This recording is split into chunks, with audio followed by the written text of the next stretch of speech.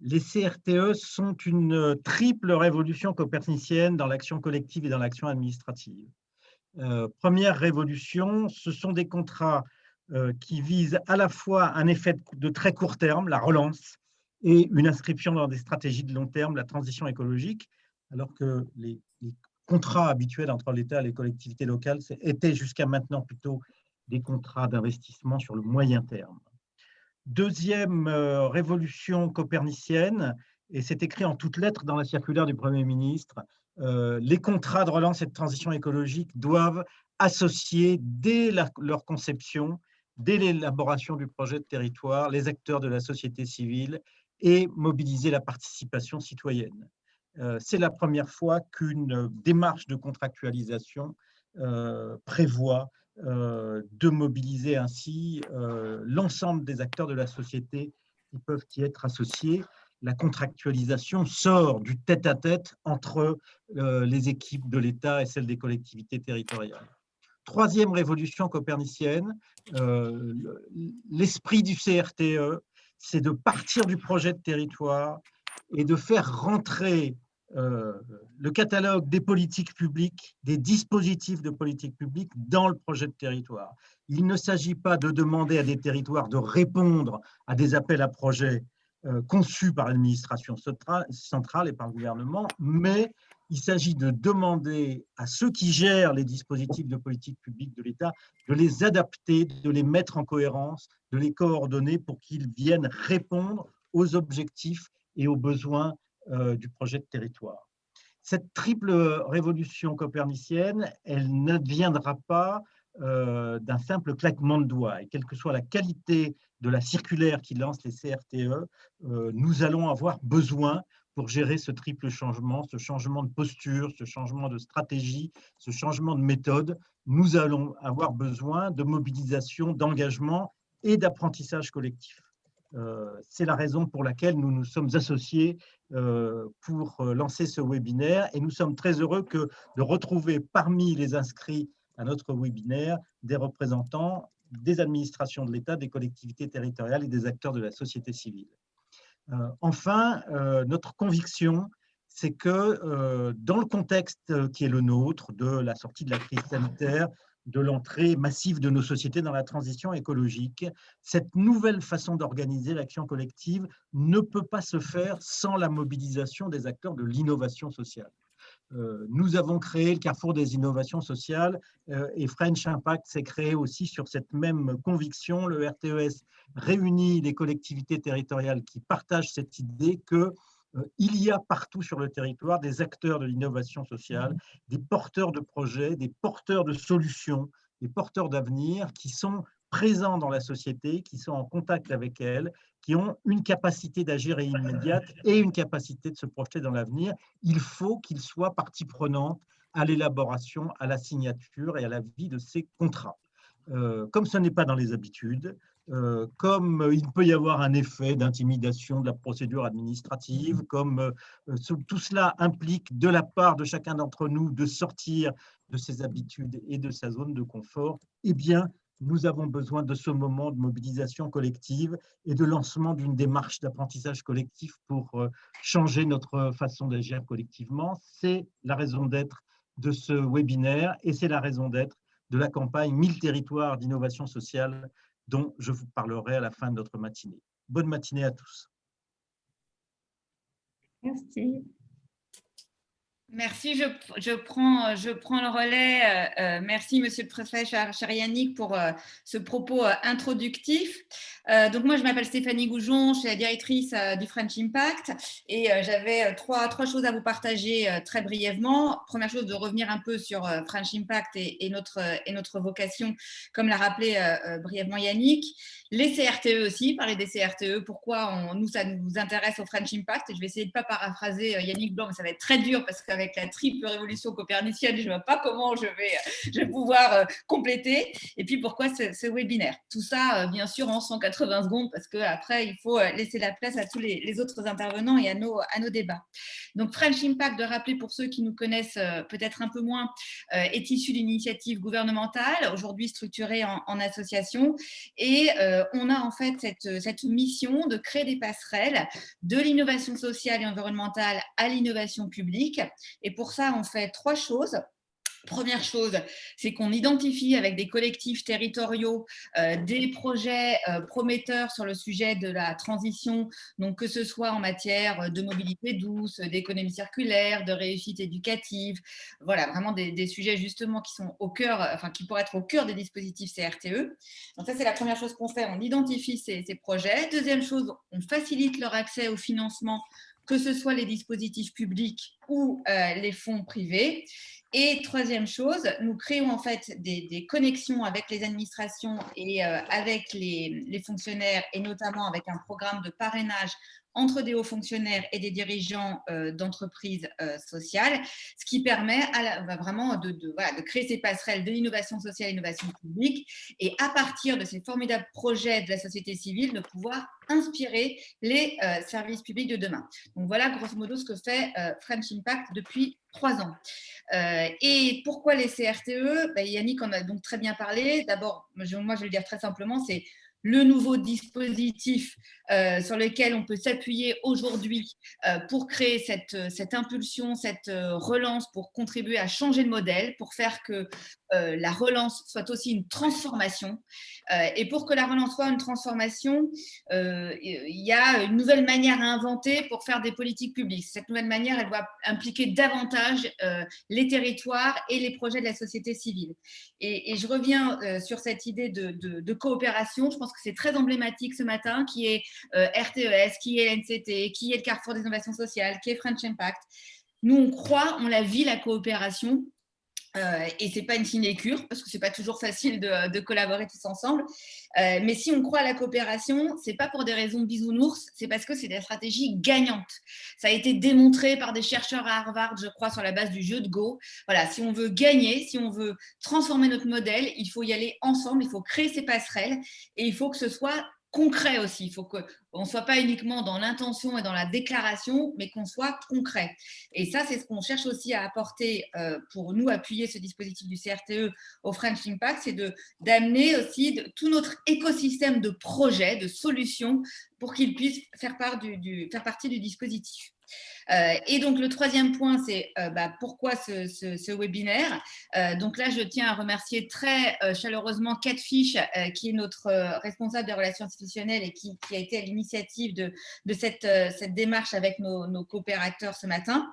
C'est justement pour que, Yannick l'a un peu dit, qu'on se saisisse du dispositif, que ça ne soit pas, parce qu'on a entendu ça, honnêtement, on ne va pas se mentir, avec nos interlocuteurs au niveau des territoires, encore un dispositif, c'est le énième dispositif, mais ce sera ce qu'on en fait. Et nous, on sera très vigilants à ce que ce soit le plus concret possible. Et s'il y a des freins, s'il y a des problèmes, on est là aussi pour ça. On est là pour ça, avec Yannick, avec Morgane, avec Anne-Laure, pour remonter ça et faire en sorte qu'ensemble, on puisse rendre le dispositif le plus opérationnel possible. Voilà, j'espère que je n'ai pas été trop bavarde. Je vous souhaite une très belle rencontre et je crois qu'on dit aussi un mot de conclusion à la fin. Et merci Martine dans le chat. Bien sûr, je me souviens très bien de cette journée à Avignon et aujourd'hui, il fait presque aussi beau. Voilà. Je crois que c'est Anne-Laure maintenant qui prend la parole. Anne-Laure Federici. Oui, bonjour, merci Stéphanie, merci Yannick. Alors, je voudrais d'abord excuser Maëlle Copé, qui est présidente du RTES et qui est vice-présidente de Nantes Métropole et qui n'a malheureusement pas pu être présente ce matin. Alors, Yannick a rappelé que le RTES, c'est un réseau de collectivités locales, de collectivités qui sont convaincues que l'économie sociale et solidaire est un acteur important pour le développement durable des territoires et qui, donc, créé par quelques pionniers, il y a quelques élus pionniers il y a une vingtaine d'années, puisqu'on va fêter nos 20 ans cette année. Le réseau réunit aujourd'hui plus de 160 collectivités locales qui, au sein du réseau, partagent leurs pratiques, se forment et contribuent aussi collectivement à faire avancer la place de l'économie sociale et solidaire dans les politiques publiques au niveau national, au niveau local, bien sûr, national et au niveau européen. Deux principes importants qui appuient les actions du RTES. Le premier principe, c'est l'approche de la transversalité de l'économie sociale et solidaire, qui peut concerner tous les domaines d'intervention des collectivités et toutes leurs compétences, développement économique, agriculture, formation, santé, on en aura quelques illustrations tout à l'heure, et qui peut également concerner tous les niveaux de collectivités locales. Le réseau rassemble des collectivités de tous niveaux, régions, départements, villes, intercommunalités, territoires ruraux, territoires urbains, métropoles. Donc ça, c'est le premier principe important des actions du RTES. Et le deuxième principe, c'est l'idée que ces politiques de SS sont construites avec les acteurs, que le développement des territoires se fait avec les acteurs de l'ESS, avec la société civile. Et bien sûr, vous comprenez bien que je rappelle ces deux principes pour illustrer la façon dont les CRTE nous ont, dès le départ, fortement intéressés au sein du réseau. Et ce webinaire, en fait, s'inscrit un peu dans la poursuite de ce travail qu'on mène depuis plusieurs mois d'information et de sensibilisation auprès des collectivités locales adhérentes, avec notamment un premier webinaire le 26 février. On est particulièrement heureux aujourd'hui de co-organiser ce temps avec French Impact et avec le Carrefour des innovations sociales, car comme ça a été dit tout à l'heure, la réussite de ces CRTE reposera aussi bien sur la mobilisation des collectivités, des acteurs de l'innovation et de l'ESS, des acteurs de l'État aussi. Et je pense que l'enjeu partagé qui nous réunit aujourd'hui, c'est bien de permettre que l'économie sociale et solidaire et l'innovation sociale aient toute sa place au sein des CRTE, à la fois au travers des nombreux acteurs qui répondent aux axes des CRTE, que ce soit sur la mobilité, l'alimentation, l'énergie, mais aussi que l'ESS soit bien reconnu en tant que modèle économique spécifique, tel qu'il a été défini par la loi de 2014, autour notamment des principes de lucrativité limitée, d'utilité sociale, de gouvernance partagée, d'ancrage territorial et autant de caractéristiques qui font donc particulièrement écho au principe des CRTE. Voilà, je vous propose de laisser tout de suite, de peut-être simplement rapidement le déroulé du webinaire. Donc, vous avez le déroulé prévu ce matin. Donc, on va d'abord avoir une intervention, un témoignage de Jérôme Guton, donc préfet délégué au CRTE auprès de l'ANCT. Et puis, on aura donc une première table ronde autour de partage d'expériences de collectivités locales, avant d'avoir des partages d'expériences d'innovateurs sociaux, et puis le lancement pour finir de la campagne et de la boîte à outils, surtout pour 1000 territoires d'innovation sociale. Je vous propose de laisser tout de suite la parole à Jérôme Guton. Merci pour votre mobilisation pour ce temps, et c'est à vous la parole. Bonjour, vous m'entendez? Oui, très bien.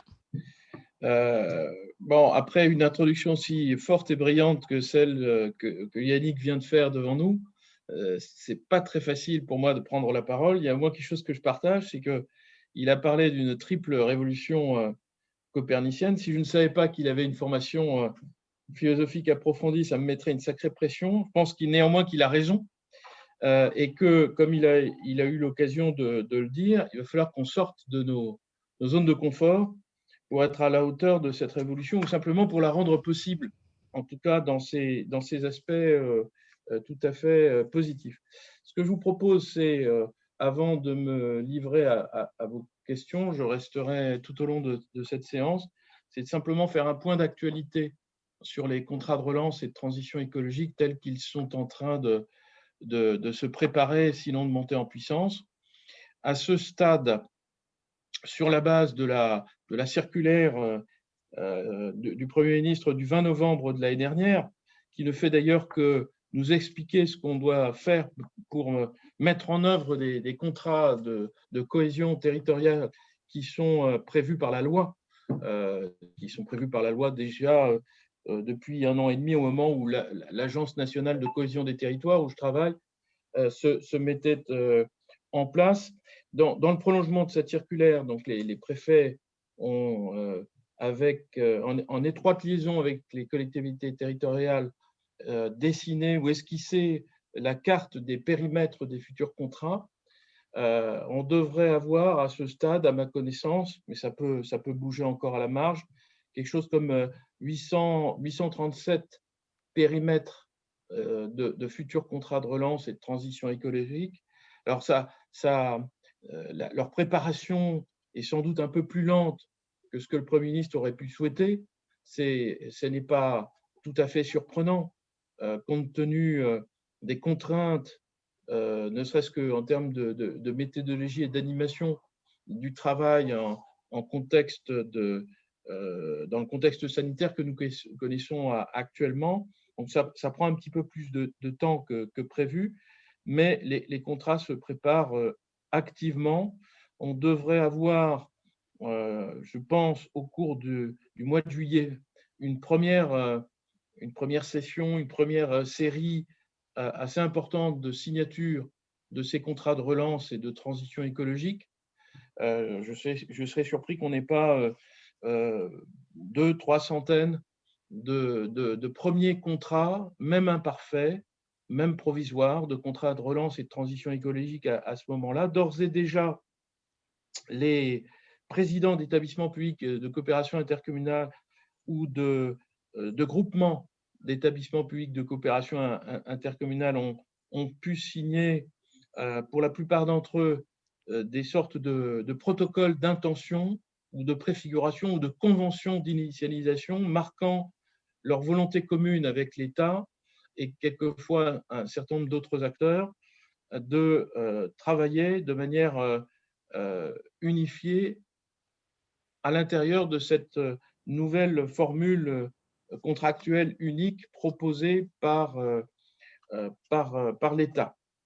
Donc, ce 837 territoires, plusieurs centaines de contrats d'ores et déjà proches d'une signature. D'ici la fin de l'automne, voire la fin de l'année, on devra avoir couvert l'ensemble du territoire, y compris très probablement les départements et les régions d'outre-mer, qui ne sont pas les dernières à travailler sur ce chantier-là, malgré les conditions difficiles de méthode que nous connaissons. Alors après, tous ces contrats ne se ressembleront pas. L'initiative est laissée au terrain. C'est le projet de territoire qui doit l'emporter. Donc, on ne retrouvera pas forcément tous les mêmes thèmes dans chacun des premiers contrats. Je dis les premiers contrats, pourquoi ? Parce que le Premier ministre nous propose, de manière assez empirique, de remettre le moment venu, l'ouvrage sur le métier. D'ici la fin du plan de relance, il faudra sans doute compléter, améliorer, préciser, perfectionner, élargir l'assise de ce premier contrat de relance et de transition écologique qui est, encore une fois, un contrat de cohésion territoriale. Et c'est pour cela, d'ailleurs, que vous y avez toute votre place. Alors, peut-être un dernier mot pour dire que le sujet n'est pas forcément encore suffisamment relayé dans les médias, c'est normal. Le travail s'est largement fait compte tenu des contraintes sanitaires en cabinet. On peut le regretter.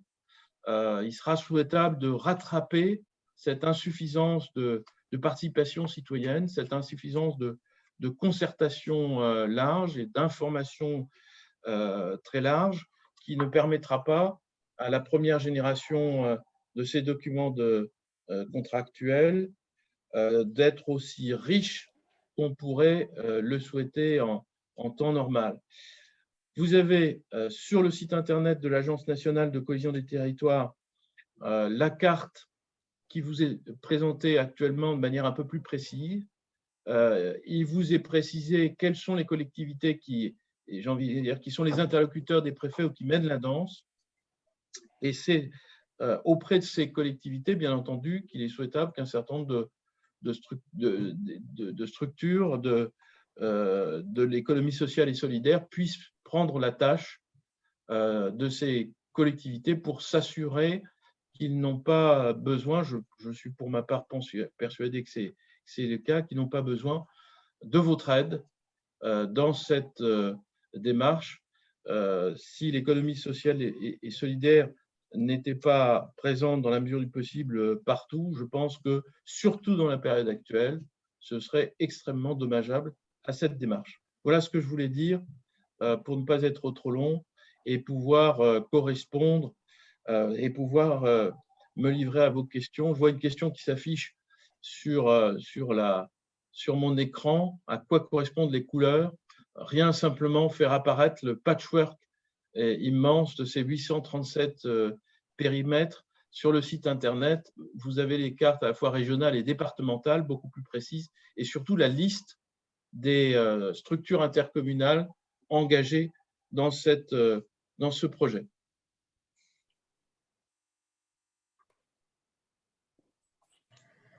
Merci beaucoup, Monsieur Guton. Avant de repasser aux questions, on va présenter du coup les expériences de Jean-Luc Delpech, président de communauté de communes du Clunisois, ensuite Valérie Tétu, que vous voyez, du coup chargée de mission ESS au Pays de Grâce, et Patricia Andriot, Julien Megdoud étant absent puisque Jérôme Guton s'en occupe aujourd'hui. Je vais du coup laisser la parole à Jean-Luc Delpech, ensuite aux autres participants, et après on fera une première phase de questions-réponses. Alors, très bien, bonjour. Bonjour. Je suis à votre disposition. Je ne sais pas si il y a des questions que vous voulez me poser ou bien si j'interviens directement. Eh bien, c'était une présentation de votre territoire, votre démarche sur les CRTE, où est-ce que vous en êtes, vos enjeux, et puis après, votre démarche CRTE et acteurs de l'ESS, comment vous coopérez ou comment vous comptez les intégrer. D'accord. Donc, le territoire que j'ai la chance de présider, c'est une communauté de communes en milieu rural, donc en Saône-et-Loire, département que le préfet Guton connaît bien. Je le salue à l'occasion. Donc, cette communauté de communes est, je dirais, presque dans le domaine de l'infiniment petit, c'est-à-dire que nous avons au total à peine 15 000 habitants pour 42 communes, ce qui veut dire que chacune de nos communes, à part la ville-centre qui compte 5 000 habitants, nos autres communes sont à peu près de 200 habitants en moyenne. Donc, vous voyez, on est vraiment dans du tissu rural avec des communautés de proximité, mais dans une densité par habitant, par kilomètre carré, qui est à peu près une quarantaine d'habitants par kilomètre carré. Donc, vraiment du milieu rural. Bon, ce qui peut-être caractérise justement cette structure, c'est que nous comptons sur notre territoire 446 élus municipaux, c'est-à-dire que chez nous, un adulte sur 25 est élu municipal, c'est-à-dire qu'une personne sur 25 a choisi de s'engager de ses voisins ou de ses concitoyens. Donc en soi déjà, c'est une très grande richesse que nous avons et qui, dans des périodes de crise comme la crise sanitaire que nous venons de vivre, eh bien, prouve toute son efficacité d'une espèce de proximité totale entre les élus et les acteurs du territoire, habitants, associations, puisque pour parler des associations, nous avons la chance également d'avoir inscrit au registre national des associations plus de 800 associations sur notre territoire, dont à peu près 600 sont effectivement actives. Et tout cela figure dans un site qui a été lancé par un citoyen pour le bénéfice de ses concitoyens, qui est donc, s'appelle Place des associations, et dont je vous envoie le lien là tout de suite.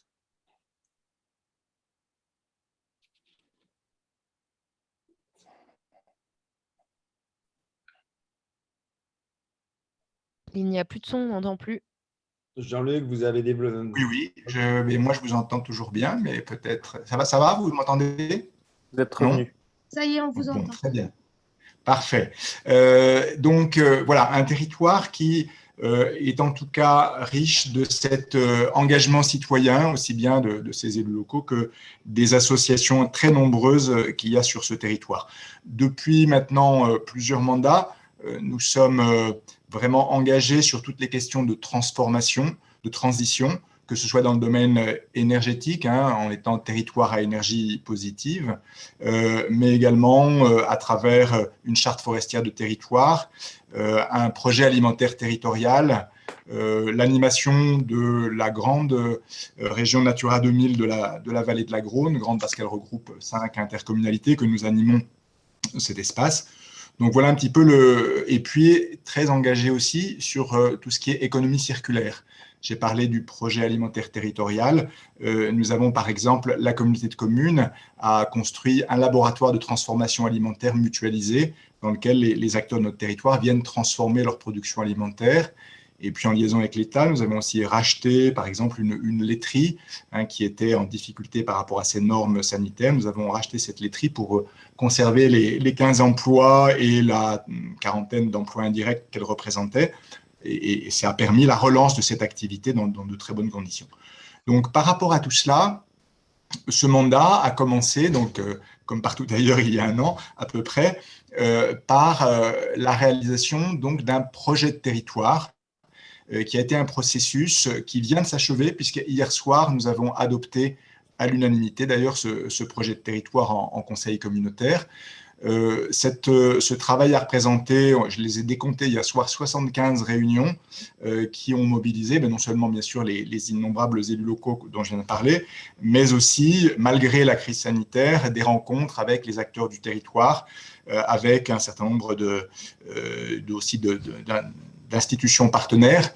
Et on a tenu à ce que ce projet de territoire ne soit pas simplement limité aux limites administratives du Clunisois, mais nous l'avons conçu en relation avec les 8 communautés de communes, d'agglomération ou communautés urbaines qui entourent le Clunisois, de façon à s'affranchir de limites qui brideraient en fait par rapport au bassin de vie réel qui dépasse évidemment les limites de notre communauté de communes. Donc nous avons adopté ce projet de territoire hier soir. Il met en évidence un certain nombre d'engagements, de valeurs et de projets. Ces projets, ils relèvent à la fois d'une logique sectorielle, c'est-à-dire que chacune des 13 vice-présidences, selon les compétences de la communauté de communes, a pu dégager à la fois les forces et les faiblesses dans le domaine, mais aussi les projets prioritaires. Et il a associé également ce qu'on a appelé des voisinages, c'est-à-dire des petits groupes informels de entre 3 et 6 ou 7 communes qui partagent par exemple un groupe scolaire et qui avaient envie de donner ce maillage intermédiaire de proximité, parce que la réalité, même dans un minuscule territoire, n'est pas exactement la même suivant qu'on est à l'ouest, au nord, au sud, qu'on est dans la ville-centre ou qu'on est dans un village. Et finalement, ce projet de territoire, donc, qui a été adopté, mais dont on avait déjà les grandes lignes depuis plusieurs semaines, eh bien, a été présenté à nos interlocuteurs, donc de la préfecture en l'occurrence, et puis de la région d'autre part, pour travailler sur ce fameux contrat de relance et de transition écologique. Ce qui fait que la convention d'initialisation, dont a parlé le préfet Guton à l'instant, qui a été finalisée ces jours derniers, est vraiment très clairement calée, basée sur le projet de territoire qui a été adopté finalement donc, hier soir. Et donc cela nous permet, alors là, le périmètre de contractualisation, il se trouve que nous étions ouverts à ce que ce périmètre puisse être plus large que notre seule communauté, mais finalement, il se trouve que c'est cette communauté qui est l'entité qui a contractualisé avec l'État, et finalement ça nous va très bien puisque ça permet de nous caler directement, sans autre discussion nécessaire avec d'autres territoires, sur le projet que nous avons adopté. Donc ce document-là, eh bien, en quoi il organise ou il accompagne en tout cas notre coopération avec l'économie sociale et solidaire. Bon, sur notre territoire, c'est une tradition assez ancrée, mais qui donc du coup est boostée par ce dispositif. Simplement pour donner une illustration, ça fait de nombreuses années que nous travaillons en matière de récupération alimentaire avec des associations locales comme les Restos du Cœur, le Secours catholique, la Croix-Rouge et d'autres associations caritatives.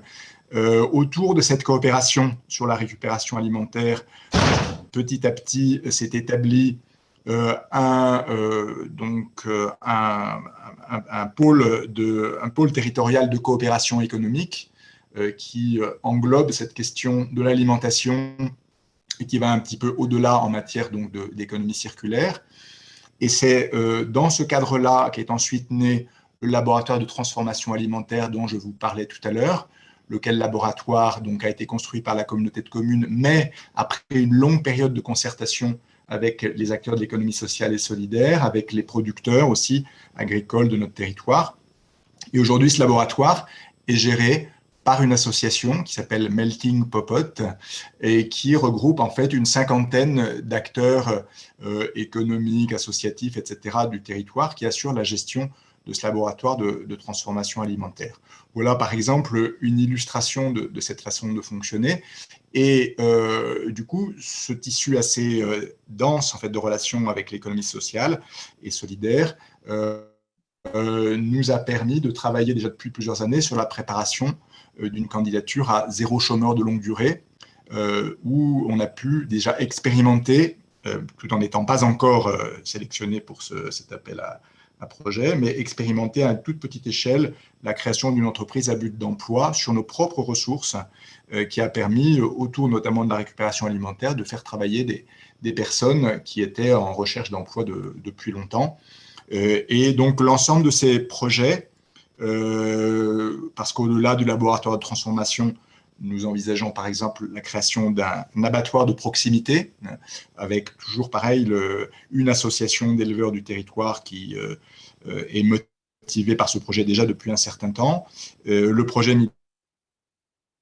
donc au sein de ce protocole, de cette convention d'initialisation du CRTE. De même d'ailleurs, et je vais peut-être finir là-dessus pour ne pas dépasser le temps de parole, ce que nous avons également lancé en matière de formation des élus, formation des agents territoriaux, formation des partenaires associatifs, dans le cadre de ce qu'on appelle le Collège européen de Cluny, qui est un lieu de formation à l'innovation territoriale et à la transition, et qui finalement, je pense, conjointement avec notre projet de territoire, a fait que nous avons été retenus parmi les territoires d'engagement par l'ANCT. C'est d'ailleurs à ce titre-là que nous nous sommes rencontrés avec Morgane. Donc, nous avons adopté hier soir aussi en conseil communautaire la convention territoire d'engagement qui nous permet de travailler avec le regard extérieur sur nos dynamiques coopératives qui, justement, seront les moteurs de ce CRTE. Voilà en quelques mots cette présentation pour notre territoire. Merci beaucoup. Je vais passer l'appareil à Valérie. Si Valérie est bien ici. Bonjour, est-ce que vous m'entendez bien? Oui, Valérie, bonjour. Ah, très bien, j'avais peur parce que ce matin, l'informatique ne fonctionnait pas bien. Bonjour à tous et merci de votre invitation. Donc, je suis Valérie Tétu, je travaille pour la communauté d'agglomération du Pays de Grasse qui se trouve dans les Alpes-Maritimes, donc dans le sud. Nous sommes une communauté d'agglomération qui est née de la fusion de plusieurs intercos et donc depuis 2014, nous regroupons 23 communes avec des particularités, des contrastes assez marqués. Puisque nous avons une ville-centre qui est mondialement connue, c'est Grasse, l'industrie de la parfumerie, et nous avons 80% de nos territoires qui se situent en zone rurale. Dans ces contrastes, on retrouve aussi une ville-centre qui se paupérise, comme beaucoup de villes moyennes aujourd'hui en France, de plus en plus, donc qui est en quartier prioritaire politique de la ville, qui bénéficie d'un dispositif Action Cœur de Ville. Et sur notre territoire, on cumule comme ça un nombre important de dispositifs en lien avec l'État, territoire d'industrie, on a aussi un contrat de transition, etc., etc. Donc, sur ce territoire, depuis 2011, nous menons une politique volontariste de soutien au développement de l'économie sociale et solidaire qui a à l'époque, en 2011, été encouragée par une politique régionale de soutien au développement de l'économie sociale et solidaire. Donc, nous avons passé à l'époque un contrat, ça s'appelait le contrat local de développement de l'ESS avec la région, qui nous a permis vraiment de structurer depuis 2012 cette politique qui est articulée autour de 4 axes. Le premier, c'est de structurer, développer, animer un réseau des acteurs de l'ESS sur le territoire. Il faut savoir que sur notre territoire, l'ESS représente un peu plus de 12% de l'emploi privé local. On a environ 700 structures de l'ESS, dont près de 300 structures employeuses sur le territoire. Voilà. Le deuxième axe dans cette politique volontariste, le deuxième enjeu, c'était de faire connaître et reconnaître l'économie sociale et solidaire, ce qui nous a amené à développer tout un tas d'actions de sensibilisation, d'information, de formation, de communication sur le territoire. Le troisième axe, soutenir les acteurs qui étaient présents, les accompagner au changement d'échelle, et puis le dernier axe, soutenir les nouvelles initiatives. Toute cette politique a donné naissance en 2019 à une labellisation French Impact. Nous sommes aussi adhérents du RTES depuis l'origine, enfin notre origine, notre politique depuis 2012. Donc, simplement pour situer que sur ce territoire, le soutien au développement de l'ESS, c'est vraiment une action qui est structurée et qui a porté ses fruits depuis plusieurs années.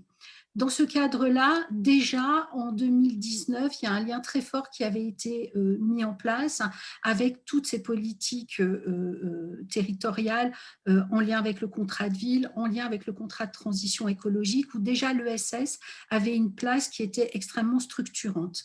Donc, l'arrivée et l'annonce de ce nouveau contrat de relance, en fait, on est sur la même démarche que celle qui a été précédemment présentée, c'est-à-dire que notre contrat de relance de la transition est vraiment lié à notre contrat, à notre projet de territoire, puisqu'en 2014, il y a tout un travail qui a été fait sur le territoire pour construire ce projet de territoire, pour partager ce projet de territoire, qui a pris plusieurs années aussi, puisqu'il a été validé seulement en 2019. Et donc, le travail là qui a été fait par rapport au CRTE s'appuie complètement sur le projet de territoire. Et donc, dans ce cadre-là, la politique volontariste de ESS se retrouve complètement intégrée à l'intérieur de ce CRTE, et on le retrouve sur les 3 enjeux qui structurent aujourd'hui notre projet de CRTE. Premier enjeu qui est développer l'attractivité du territoire, et là l'ESS est bien vu comme un des facteurs de développement économique durable sur notre territoire. Le deuxième enjeu, c'est le bien vivre ensemble, ou le mieux vivre ensemble sur notre territoire, donc tout ce qui a un lien avec la cohésion sociale, où là encore, une place importante est faite à l'économie sociale et solidaire. On parlait tout à l'heure de tout ce qui a un lien avec territoire zéro chômeur, donc tout ce qui a un lien avec l'emploi, l'insertion professionnelle sur notre territoire, qui est très bien pris en compte. Et puis également, tout le travail que nous menons à travers notre centre, puisqu'on a un centre de recherche en innovation sociale sur le territoire, qui est complètement intégré de manière transversale à ce projet de contrat de transition, de contrat de relance CRTE. Voilà. Et puis le dernier enjeu, qui est l'enjeu sur la gouvernance, où le mode de gouvernance participative, où la coopération est une ambition très très forte de notre projet de territoire, et donc aujourd'hui du CRTE. Donc vraiment l'ESS sur notre territoire est vraiment pris en compte de manière extrêmement transversale dans tous les enjeux qui structurent notre CRTE. Voilà.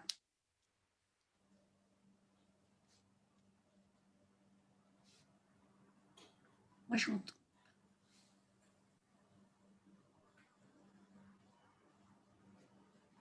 Morgane, on ne vous entend pas. Ah, pardon. Ah, je crois que vous... Merci. Donc, merci beaucoup Valérie, je répète, et je vais passer la parole à Patricia Andriot avant de passer aux questions-réponses ensuite. Oui, bonjour à tous. Ben, moi, je vais vous présenter, vous parler d'un 3e territoire qui est à la fois très différent et à la fois proche de ce que je viens d'entendre. Donc là, on va partir dans l'est de la France, sur le pays de Langres, donc en Haute-Marne. Vous voyez là sur la carte qui apparaît le petit point vert où ça se situe, donc dans la région Grand Est, mais aux confins de la Bourgogne, puisqu'on est vraiment on est limitrophe avec la Bourgogne, et c'est pas sans impact sur ce que je vais dire pour la suite. Donc nous, pour vous présenter en quelques mots le territoire, alors on va parler plutôt quand même dans un esprit pays de Langres, à l'échelle du pays de Langres, même si en fait on aura 3 CRTE, le pays de Langres fédère 3 communautés de communes, et donc il y aura 3 CRTE signés sur chacune des communautés de communes, mais avec une forte intégration, puisqu'il y aura une co-signature du président du PETR, donc tout ça se fait quand même en bonne concertation. On est dans un territoire extrêmement rural, donc au sud de la Haute-Marne, à côté de Langres. C'est un territoire qui regroupe 168 communes où 168 communes regroupent 47 000 habitants, avec une densité moyenne de 12 habitants au kilomètre carré et de 4 à 6 habitants par endroit. Donc, on est dans l'hyper-ruralité, même si ce n'est pas un terme consacré. Alors, ce que je vous propose, moi, c'est de vous donner quelques mots sur les grands enjeux de ce territoire qui ne compte la plus grande ville, c'est Langres, qui a moins de 10 000 habitants. Et ensuite, on est sur des bourgs-centres et donc des petites communes parfois en moyenne de 200-300 habitants, mais on a quelques communes de 40 habitants, par exemple. Voilà, territoire qui est donc essentiellement qui se caractérise par une activité très agricole, territoire forestier également, puisque une bonne partie, les 2/3 de ce territoire sont maintenant couverts par le nouveau parc national des forêts de Futay entre Champagne et Bourgogne, donc le dernier parc national qui a été labellisé et qui traduit aussi une économie forestière importante sur ce territoire. Alors, les grands enjeux au jour d'aujourd'hui sur la situation de ce territoire, avant de venir à la place de l'économie sociale et solidaire, c'est évidemment les questions de transition agricole, puisque j'ai dit de transition écologique, sur les activités de ce territoire qui sont des activités de transformation primaire, agriculture et forêt. Donc là, il y a un vrai enjeu. Et en ça, le fait qu'on ait une partie importante du territoire qui est couverte par le parc national donne un signal parce qu'on se doit d'être exemplaire, mais on a cet enjeu-là sur lequel on viendra pour le CRTE. On a également des enjeux en matière d'attractivité touristique. Alors, le projet du territoire à l'échelle du pays de Langres, qui est vraiment l'unité intégratrice et l'unité d'identité dans laquelle se reconnaissent les habitants, a été formulé. Il y a eu un projet de territoire qui a été construit en 2016, validé et construit en 2016, et qui vient d'être visité. Alors, les CRTE vont être l'occasion de finaliser cette réactualisation du projet de territoire, mais en fait, c'est un travail qu'on a fait essentiellement l'été dernier, suite à l'installation des nouveaux exécutifs dans chacune des communautés de communes. Et en fait, pour nous, l'échelle du projet de territoire, c'est bien plutôt quand même celle du pays de Langres, qui constitue une unité géographique. Une autre caractéristique de ce territoire qui est importante à avoir en tête, c'est qu'on est quand même en proximité de Dijon, qui est là une agglo de 250 000 habitants en proximité, avec lesquels on a des liens, c'est un bassin de vie de proximité. Par exemple, les relations hospitalières se construisent avec Dijon, les étudiants, les relations des jeunes, les pôles de formation étudiants sont principalement sur Dijon, malgré que l'académie dépende de Reims. Voilà, et donc il y a des discussions entre le pays de Langres et l'agglo de Dijon pour aller probablement vers un contrat de réciprocité qui porterait sur des sujets d'alimentation, de culture et de mobilité. 3 sujets qui sont en discussion. Donc, autre caractéristique importante de ce territoire. Un sujet d'attractivité touristique, puisque Langres, c'est la patrie de Diderot, comme vous le voyez en bas de cette diapositive, et qu'il y a un rayonnement, et puis qui est remis au goût du jour aussi avec le fait qu'une partie du territoire soit parc national. C'est remis au goût du jour aussi parce que avec la crise sanitaire où il y a de longue date, avant même le parc national, la volonté de développer sur ce territoire un tourisme vert et qui au jour d'aujourd'hui résonne. Enfin, peut-être 2 enjeux encore qui sont importants, c'est la question de la mobilité.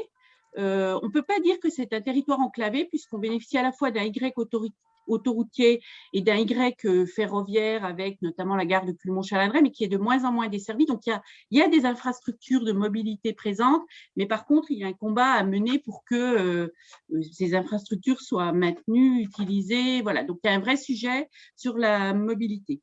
Je crois… enfin, dernier point que je veux aussi indiquer sur ce territoire, c'est en matière d'économie industrielle. C'est un territoire qui a une forte histoire industrielle avec notamment une industrie de tradition issue de la sidérurgie, plus du nord du département, mais on n'est pas loin du pôle nogentais.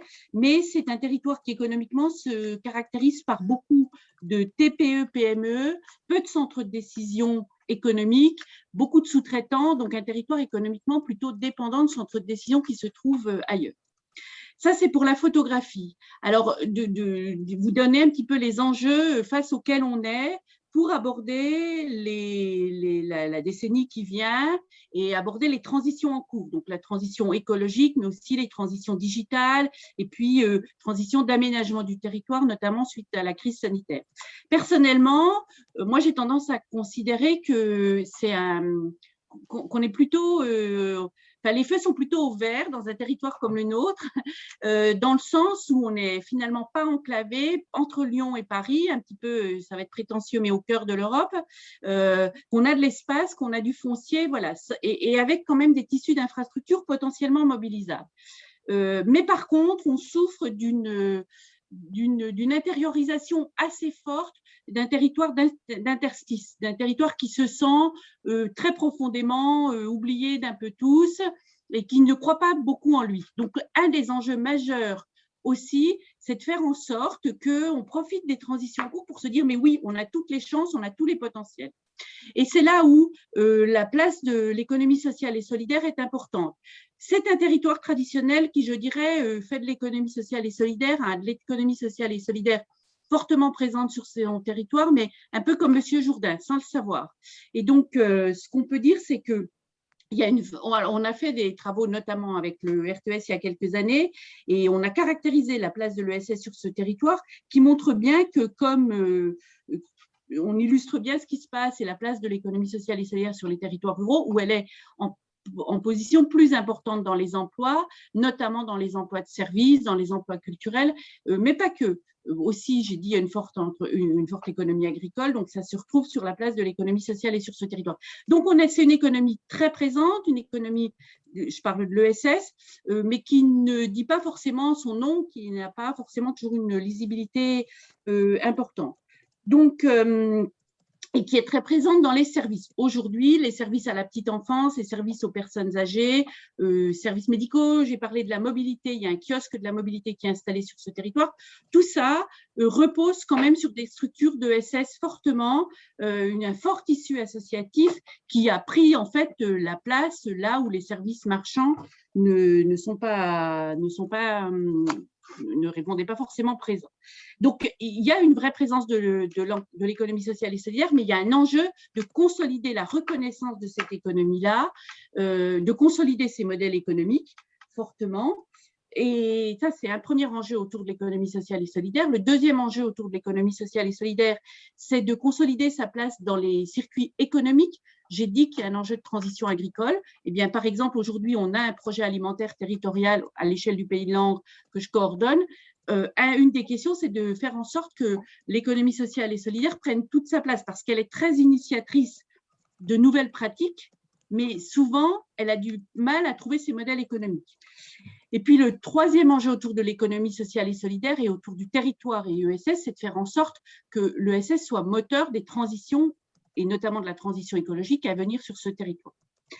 Donc, une économie sociale et solidaire bien présente, mais qui ne s'exprime pas complètement parce que pas complètement reconnue et en tant qu'économie, qu'elle est plutôt reconnue en tant que service social pour le territoire. Donc l'enjeu, je trouve, c'est vraiment de lui donner toute sa place en tant que structure économique pourvoyeuse d'emplois et captive de la valeur ajoutée sur le territoire. Parce que comme je l'ai un peu dit, un des problèmes de ce territoire qui n'est pas original par rapport aux territoires ruraux, c'est l'évasion de la valeur ajoutée quand même que ce territoire peut produire. Troisième point, c'est le CRTE dans tout ça. Eh bien, pour nous, moi, j'ai envie de dire, ça vient à point nommé parce que ça doit nous… Vous voyez, il y a une historique de développement local, il y a un historique de projet de territoire et d'approche de territoire, mais il faut que tout ça s'intègre et pour nous, pour rebondir avec les propos introductifs de Yannick Blanc, c'est vraiment l'occasion de concrétiser, d'incarner un projet de territoire et d'affirmer le dialogue avec les acteurs, avec le tissu associatif qui est très présent et avec qui il y a du dialogue, mais convention par convention, structure par structure. Donc, d'affirmer ça, pour nous, le CRTE doit avoir une vraie logique intégratrice.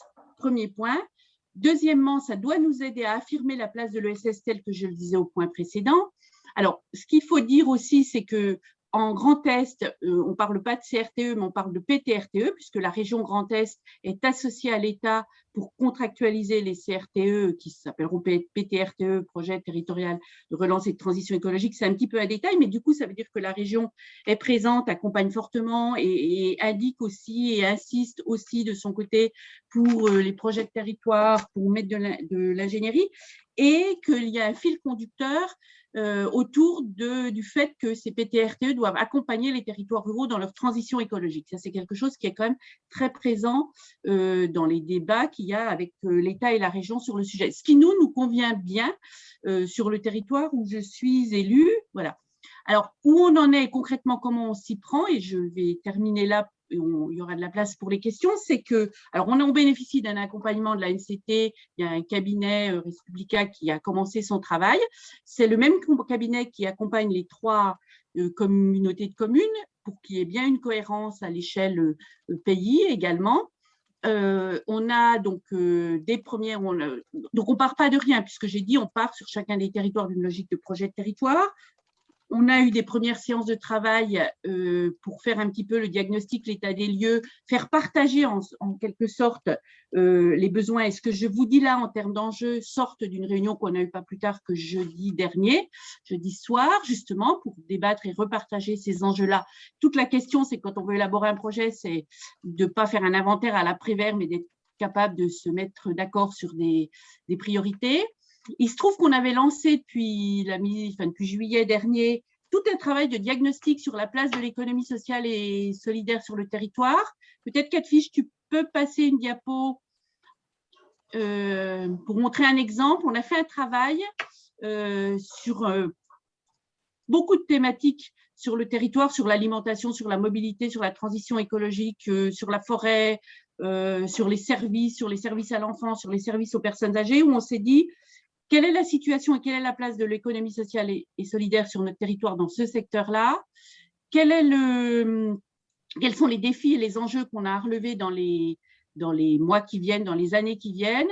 Et quels sont les leviers? Sur quoi on peut agir pour bouger ça? Donc, il se trouve que ça, on avait fait ça indépendamment complètement de l'arrivée des CRTE, mais on dispose de ce travail-là, et c'est ces outils-là, il y a 3 groupes de travail, je vais vous les citer, à l'issue de ce diagnostic-là, on a lancé 3 groupes de travail concrets qui vont nous aider à alimenter aussi le CRTE du territoire et la place de l'ESS dans ce CRTE sur ce territoire. Donc, les 3 groupes qui vont se lancer, il y en a un qui va porter sur la place de l'économie sociale et solidaire dans l'économie de la forêt, puisque j'ai dit, on a un parc national de forêt, on a et qu'il y a une forte économie forestière, mais là aussi avec trop peu de transformation sur le territoire. En gros, on vend du bois brut pas mal en Chine et une valeur ajoutée qui ne reste pas du tout sur le territoire.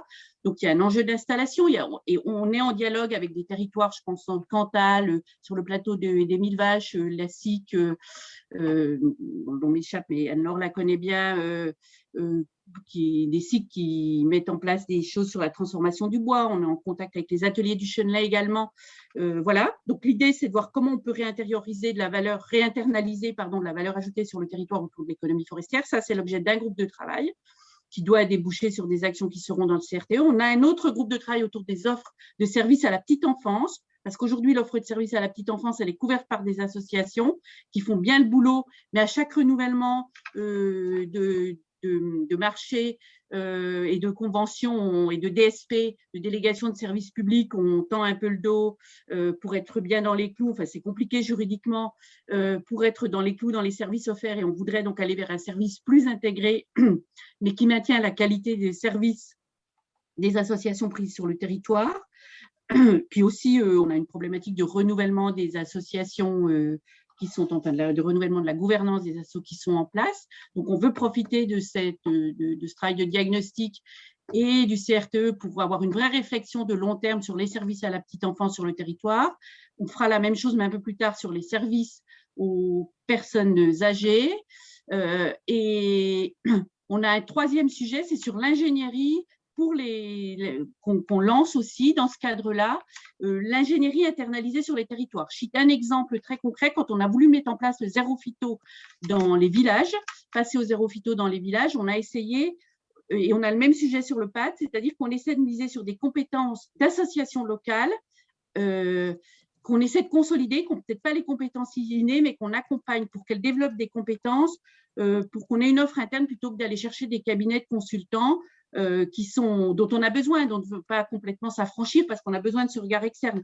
Mais on essaie quand même de se dire, on manque cruellement d'ingénierie sur un territoire comme celui-là, de quels outils, comment on sait créer un écosystème pour consolider une vraie ingénierie interne, locale, avec les associations. Ce n'est pas des postes d'ingénierie au sein des collectivités, c'est profiter de la compétence dispersée qui sont dans les associations. Voilà quelques-uns des enjeux sur le territoire autour de la place de l'économie sociale et solidaire sur ce territoire et comment on veut utiliser le CRTE pour avancer sur ces enjeux-là. Ce n'est pas exclusif, il y a aussi un diagnostic avec tous les projets des uns et des autres sur le territoire, mais voilà, en quelques résumés, en espérant n'avoir pas été trop long.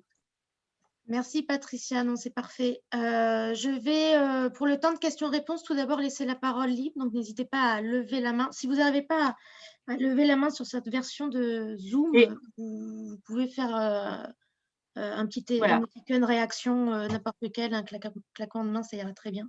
Juste Morgane, pour une précision, pour éviter les confusions, je suis bien la même Patricia Andriot qui travaille à l'ANCT parce que j'ai eu la question. Voilà, j'ai une vie professionnelle à l'ANCT sur l'agenda rural, mais je suis élue sur un territoire rural et impliquée vice-présidente du RTES.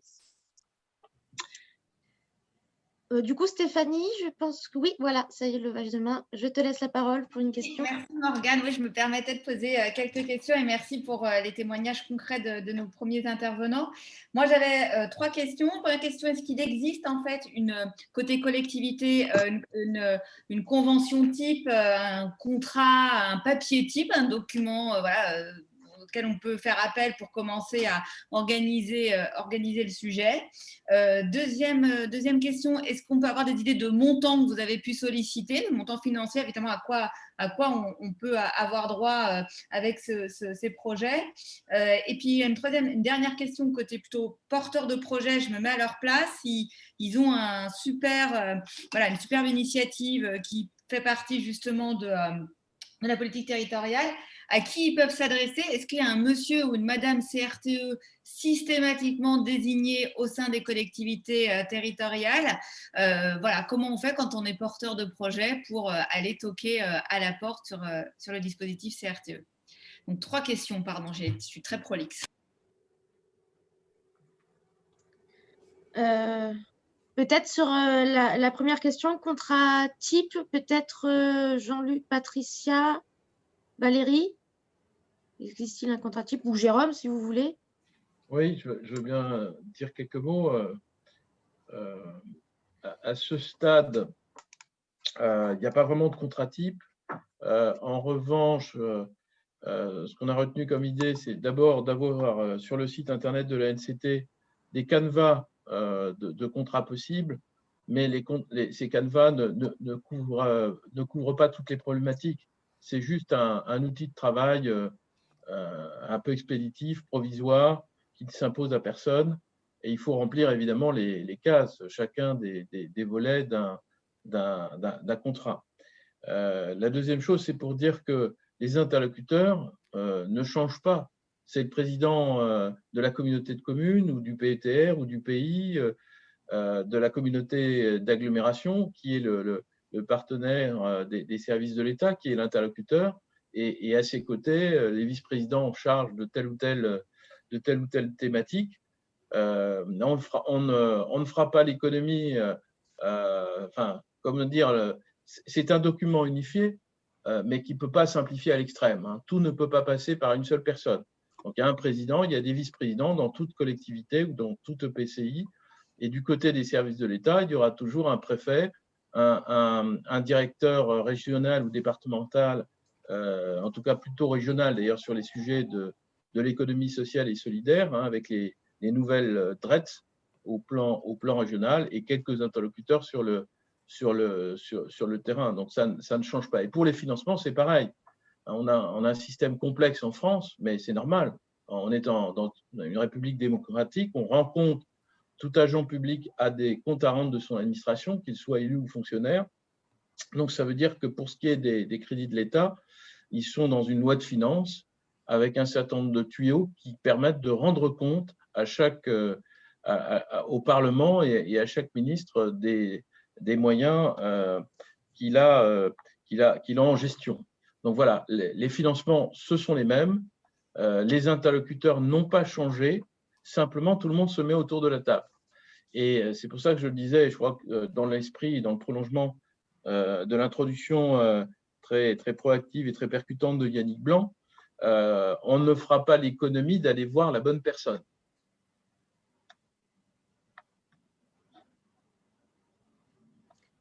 Merci. Vous voulez répondre quelque chose, Patricia, Valérie, Jean-Luc, sur le financement, les contrats types, ou même comment un porteur de projet peut venir taper à la bonne porte?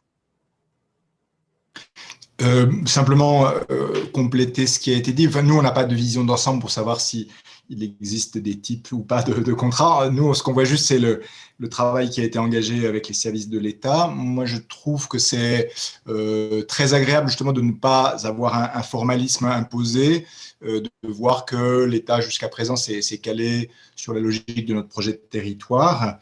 Et aussi, comme le disait le préfet Guton, que ça permet d'avoir autour de la table non seulement l'État, mais également la région, et plus encore en ce qui nous concerne le PETR. Donc voilà. Ensuite, on en est peut-être pour l'instant encore aux prémices, donc on n'est pas en capacité de donner vraiment des modes d'emploi. Enfin, on découvre plutôt cette façon de procéder. Pour les financements, on comprend, mais ce n'est pas choquant, que sur chaque projet, il faudra viser l'appel à projet ou le financement particulier duquel relève thématiquement le projet dont il s'agit, mais on sait aussi qu'on pourra compter sur les services de l'État pour nous dire, tiens, puisque dans notre contrat, il y a tel et tel projet, vous savez qu'il y a une échéance là qu'il ne faut pas louper, n'oubliez pas de déposer votre demande, etc. Voilà. Parce que c'est vrai qu'on est dans une assez grande complexité de tous les appels à projets, les différentes possibilités, qu'elles soient de l'État, de la région et autres, et que là, ça peut être un peu le maquis, et donc du coup, un des intérêts de cette façon de faire, c'est d'être alerté pour ne pas louper en fait des opportunités qui correspondent au projet qu'on a émis. Voilà. Après, pour ce qui est plus concrètement de la relation, de la façon dont les structures d'économie sociale et solidaire en liaison avec nous pourront bénéficier de ceci ou de cela, moi, j'ai tendance à dire que ce n'est pas directement elles, évidemment, qui s'adresseront à l'État. Ça sera en relation, enfin, l'État, dans le cadre du CRTE, en tout cas, et ça se fera en relation avec nous. Mais que de toute façon, quand on travaille nous un peu systématiquement sur chaque projet avec ces structures, elles sont partie prenante des financements qu'on pourra obtenir sur tel ou tel projet, quoi. Merci beaucoup. Moi, je peux peut-être juste dire qu'au niveau Grand Est, donc la région a fourni un modèle, effectivement, le PTRTE, donc qui est un guide pour avoir une trame commune. Et en termes de personnes, il y aura pour nous un chef de projet, pareil, mutualisé à l'échelle du pays, mais qui sera un petit peu le monsieur technique du CRTE pour les porteurs de projets, voilà. Qui par ailleurs sont informés, c'est en cours, là, dans les ateliers qui se déroulent, l'ensemble des structures, associations, acteurs de la société civile repérés fait l'objet d'un atelier qui se tiendra le 11 juin pour qu'ils participent au diagnostic et qu'ils aient aussi l'information du dépôt de dossier. Ouais, de notre côté, c'est pareil, hein, on avance vraiment progressivement et on n'a pas de process préétabli. Par contre, on continue à fonctionner comme on a toujours fonctionné. Les porteurs de projets viennent à nous, quel que soit le service, charge à nous de faire remonter vers la personne qui est en charge la coordination en interne de la préparation du CRTE. Je voudrais juste souligner quand même quelque chose de remarquable, je trouve, dans ce CRTE, c'est que c'est vraiment une très, très belle opportunité pour travailler de la synergie entre tous les dispositifs. Je veux dire, sur notre territoire, on a énormément de dispositifs et c'est vraiment une très belle opportunité de travailler la synergie entre tous les dispositifs pour mettre de la cohérence dans tout ça et aussi nous obliger à travailler encore plus en transversalité. Donc, il y a vraiment voilà, quelque chose de très positif dans tout ça. Merci Valérie. Est-ce que vous avez d'autres questions? Ah oui, pardon, Frédéric et Astrid. Donc Frédéric, je vous laisse la parole, ensuite je passerai la parole à Astrid. Oui, bonjour tout le monde. J'avais une question pour Madame Pandrio concernant l'ingénierie internalisée au territoire, ingénierie d'ESS internalisée au territoire. Si vous pouvez nous en dire quelques mots de plus. Et puis la seconde, c'était plutôt pour le préfet Guton, le CRTE est bien un contrat intégrateur qui va sans doute intégrer lui-même les programmes Petites Villes de demain qui sont à une autre échelle déjà eux-mêmes des contrats intégrateurs. Est-ce qu'il y a quelques mots à dire à ce sujet? Merci.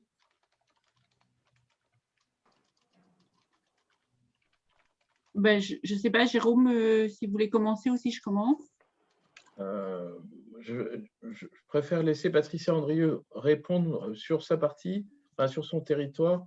Je redirai peut-être un petit mot sur l'ingénierie et après je viendrai sur les programmes et sur ce système un peu qui peut être perçu comme complexe de poupée russe dans lequel on est en train un peu de s'engager. Je laisse faire Patricia Andrieux d'abord, peut-être, parce qu'il y a peut-être un aspect local qui m'échappe, sauf pour dire qu'évidemment, dans chaque région, ça peut être un peu différent, bien sûr. Hein. Ce que disait Patricia Andrieux vaut pour le Grand Est, en tout cas pour ce qui est d'une partie de l'organisation, la préfète du Grand Est et le président de la région Grand Est travaillent étroitement ensemble, main dans la main, et leurs équipes sur le plan territorial. Ce n'est pas forcément vrai de la même manière et de manière aussi systématique dans toutes les régions. En revanche, ce qui est très positif, c'est que malgré la perspective très, très proche des élections régionales et départementales, je n'ai pas identifié de département où il y ait de blocage autour des CRTE. C'est-à-dire, en gros, les présidents de conseils régionaux, les présidents de conseils départementaux disent tous on ne va pas forcément pouvoir signer si on nous demande de signer maintenant, on attendra en gros la mi-juillet. En revanche, les porteurs de projets et les projets de territoire peuvent se tourner vers nous, vers nos services pour solliciter et on examinera de manière bienveillante les démarches. Donc, ça veut dire qu'autour de ce contrat qui est proposé par l'État au territoire, toutes les régions et les départements se sont au moins officieusement pour une partie d'entre elles, officiellement pour les autres, retrouvés de manière très constructive. Je reviendrai sur les autres aspects tout à l'heure. Oui. Merci Jérôme. Alors en fait, moi c'est un sens très particulier, effectivement, cette question d'ingénierie. Il y a le besoin d'ingénierie qu'ont les collectivités pour monter leur dossier. Enfin voilà, et je trouve, mais là c'est plus peut-être qu'il y a des choses qui bougent. Mais quand on est dans un territoire, ce qu'on constate, alors là moi je l'ai constaté très concrètement en tant qu'élu local sur 2 sujets. Comme je l'ai dit, quand on a voulu passer dans la commune où je suis adjointe, on a voulu anticiper le passage au zéro phyto avant même le passage de la loi Labbé. Et puis, dans le cadre du projet alimentaire territorial qu'on mène au sein du PETR, on se rend compte qu'on n'a pas de mal à trouver des consultants des forces d'ingénierie, mais qui pour nous ne sont pas du territoire, viennent de Reims, de Lyon, de Dijon, de Paris, enfin voilà, qui apportent des prestations clés en main, souvent assez pertinentes. Vraiment aujourd'hui sur la question de l'alimentation territoriale, on a un souci de mettre très courant de logistique à régler pour réunir, faciliter la distribution de l'offre aux cantines scolaires. On tourne en rond un peu sur ce sujet-là depuis 1 an parce que c'est pas facile à mettre en place très concrètement. Et on voit qu'on est comme on est lauréat du PAT, de l'appel à projet du ministère de l'Agriculture, on reçoit plein de propositions de cabinets qui nous disent nous on a la solution qu'il vous faut. Et c'est très tentant. Sauf que, globalement, c'est quand même 30, 40 000 euros, 50 000 euros. Enfin, c'est des coûts importants qu'on a potentiellement puisqu'on a été lauréat.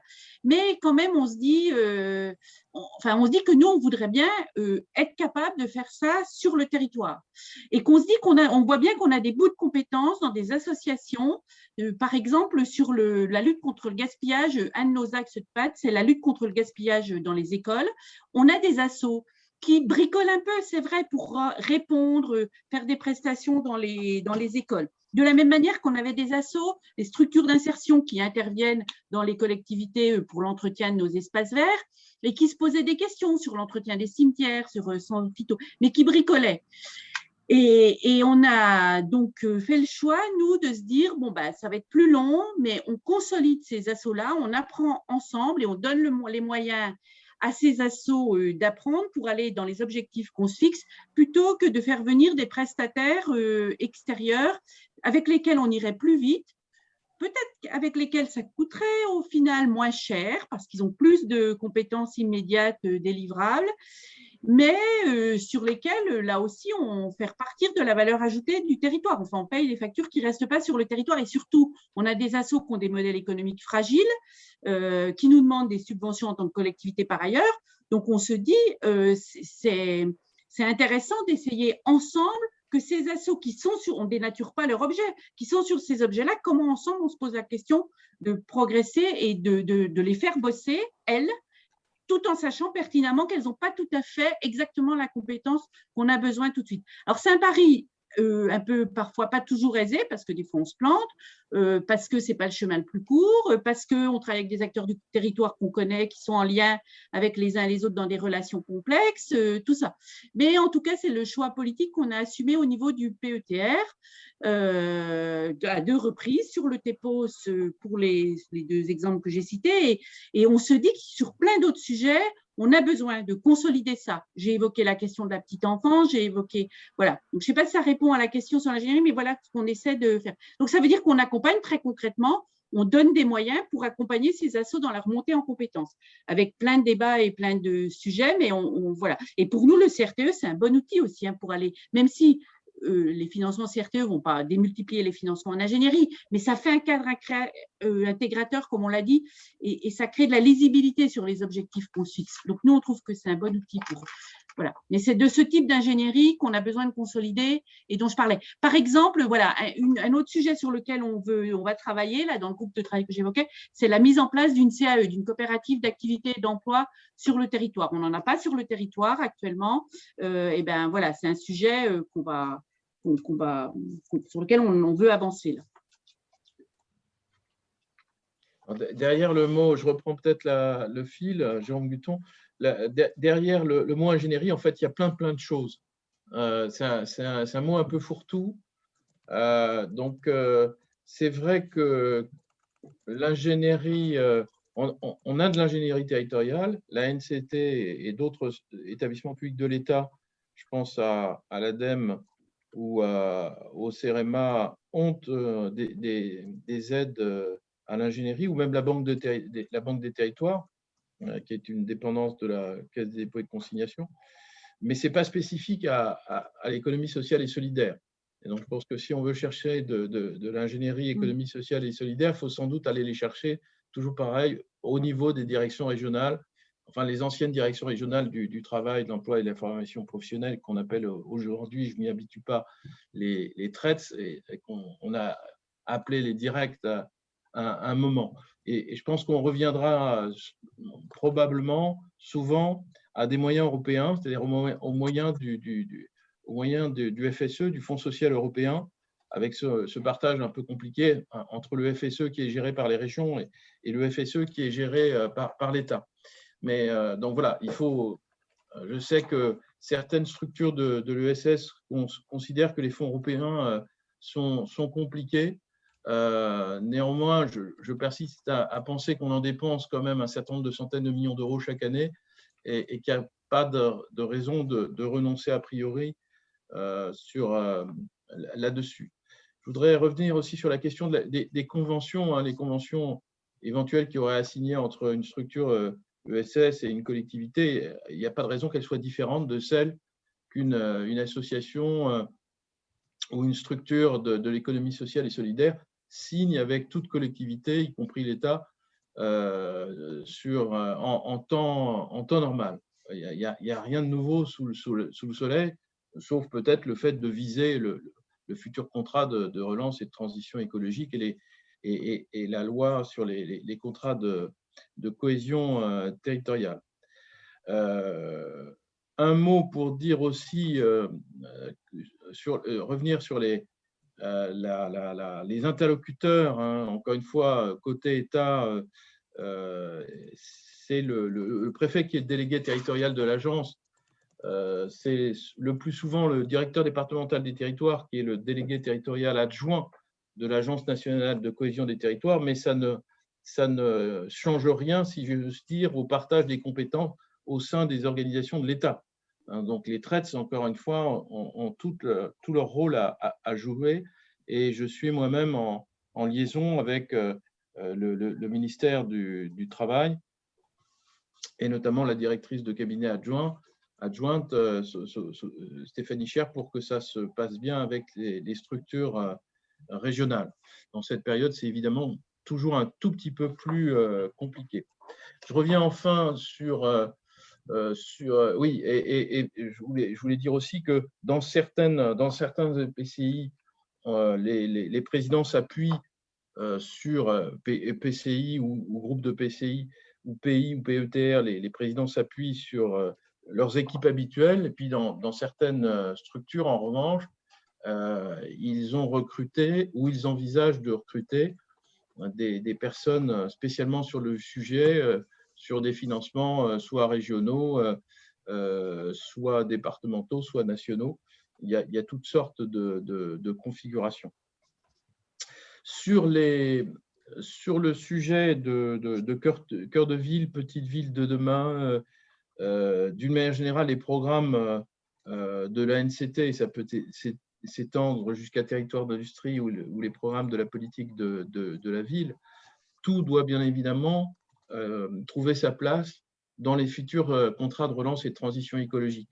Comme d'ailleurs les CTE auxquels le chat fait référence, tout doit trouver sa place dans les futurs CRTE. Mais ça ne va pas se faire en un jour. Paris ne s'est pas fait en un jour. Le contrat idéal ne se fera pas en un jour. Il y aura sans doute plusieurs versions successives. C'est ce que la circulaire du Premier ministre laisse entendre de manière assez pragmatique. On voit bien que le signataire a une expérience non seulement de maire, mais de président de communauté de communes et de sous-préfet et de hauts fonctionnaires. Donc tout ne va pas se faire en un jour. Le premier contrat sera sans doute remis sur le métier, complété et amélioré. Moi, ce que j'essaye de faire de faire en sorte d'aider, c'est de faire en sorte que les conventions qui sont d'ores et déjà signées dans le cadre d'Action Cœur de Ville pour les villes moyennes, dans le cadre des petites villes de demain, conventions signées ou assignées, dans le cadre de territoires d'industrie, même si les périmètres ne coïncident pas nécessairement, en général, ils sont plutôt plus larges, ou les différents programmes de la politique de la ville, qu'on retrouve tout ça. Alors, on va essayer dans les semaines ou les mois qui viennent d'élaborer des documents types simplifiés qui puissent aider l'introduction des uns dans la forme des autres. Mais ça se passe évidemment d'abord sur le terrain. On aura forcément une limite. Je ne pense pas que 100% des politiques publiques de l'État puissent se retrouver dans un seul contrat sur le territoire. La France est un pays décentralisé, mais pas à ce point. Donc on ne retrouvera pas forcément, en tout cas pas tout de suite, l'ensemble de l'action de l'État. Pour le seul ministère de la Culture, il y a toute une série de démarches contractuelles avec des périmètres qui ne sont pas toujours identiques. Et c'est vrai aussi probablement d'autres ministères, y compris le ministère du Travail ou le ministère de la Santé ou le ministère de l'Éducation nationale. Donc il faut vraiment avoir ça à l'esprit. Mais est-ce qu'il faut parler de contrat ombrelle, comme certains le font de manière un peu métaphorique? Est-ce qu'il faut parler de poupée russe?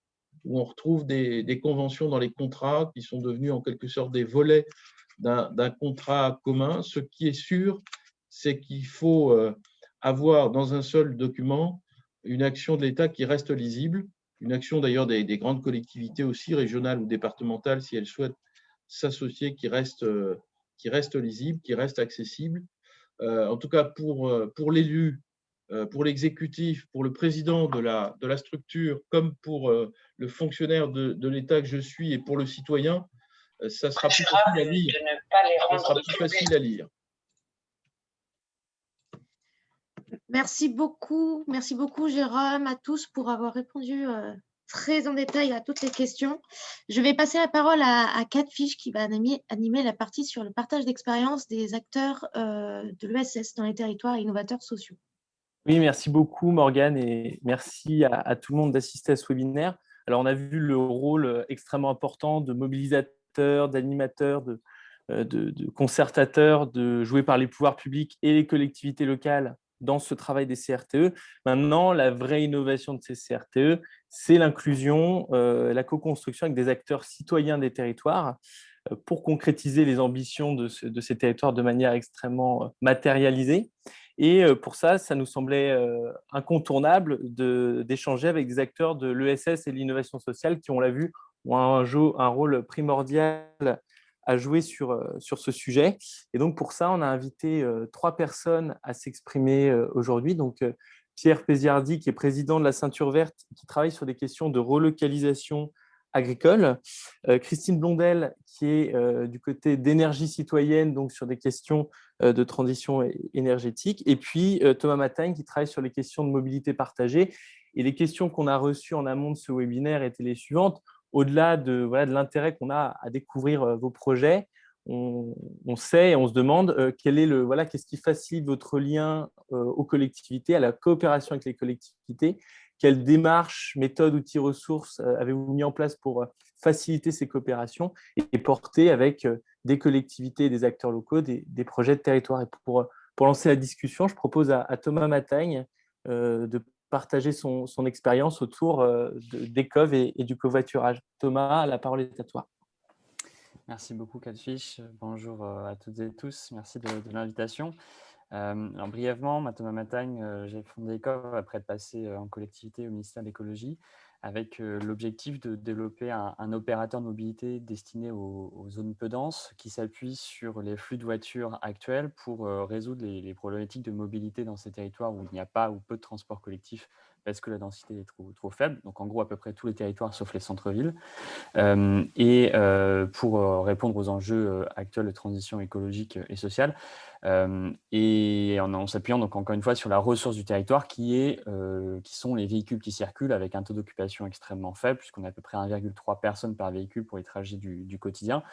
C'est pour ça qu'avec ECOV, on a développé une approche innovante qui est l'approche de lignes de covoiturage qui sont comme des lignes de transport collectif mais assurées par les conducteurs qui passent par les routes sur lesquelles sont structurées les lignes. Alors, je ne vais pas rentrer dans le détail de comment cela fonctionne. Mais ça permet de réduire le manque de mobilité dans ces territoires et de diminuer la dépendance à la voiture solo pour en conséquence réduire tous les impacts négatifs qui sont aujourd'hui constatés. Donc, on se positionne vraiment comme un opérateur de mobilité au service des acteurs publics, comme un Keolis, un Transdev ou autre opérateur de transport. Et donc, on fournit un service public qui est innovant, un service public qu'on appelle même partagé, puisqu'en fait, il est coproduit par les usagers. Ce sont les gens qui font que le service public peut exister. On le fournit à la collectivité, puisque c'est elle qui l'organise, qui le structure sur le territoire, de telle sorte que sa politique de mobilité soit cohérente et que les lignes de covoiturage soient complémentaires des lignes de transport collectif et des autres politiques publiques de mobilité éventuelles. Donc, par nature, on travaille avec les collectivités. Et ça commence en fait en première étape par comprendre la dynamique des territoires. On parlait d'ingénierie tout à l'heure, c'est exactement le sujet. Comprendre les flux de voitures sur un territoire aujourd'hui, c'est loin d'être aisé parce que dans la plupart des cas, on n'a pas de modèle, on n'a pas d'informations claires sur comment est-ce que les gens se déplacent et comment est-ce que les véhicules parcourent le réseau.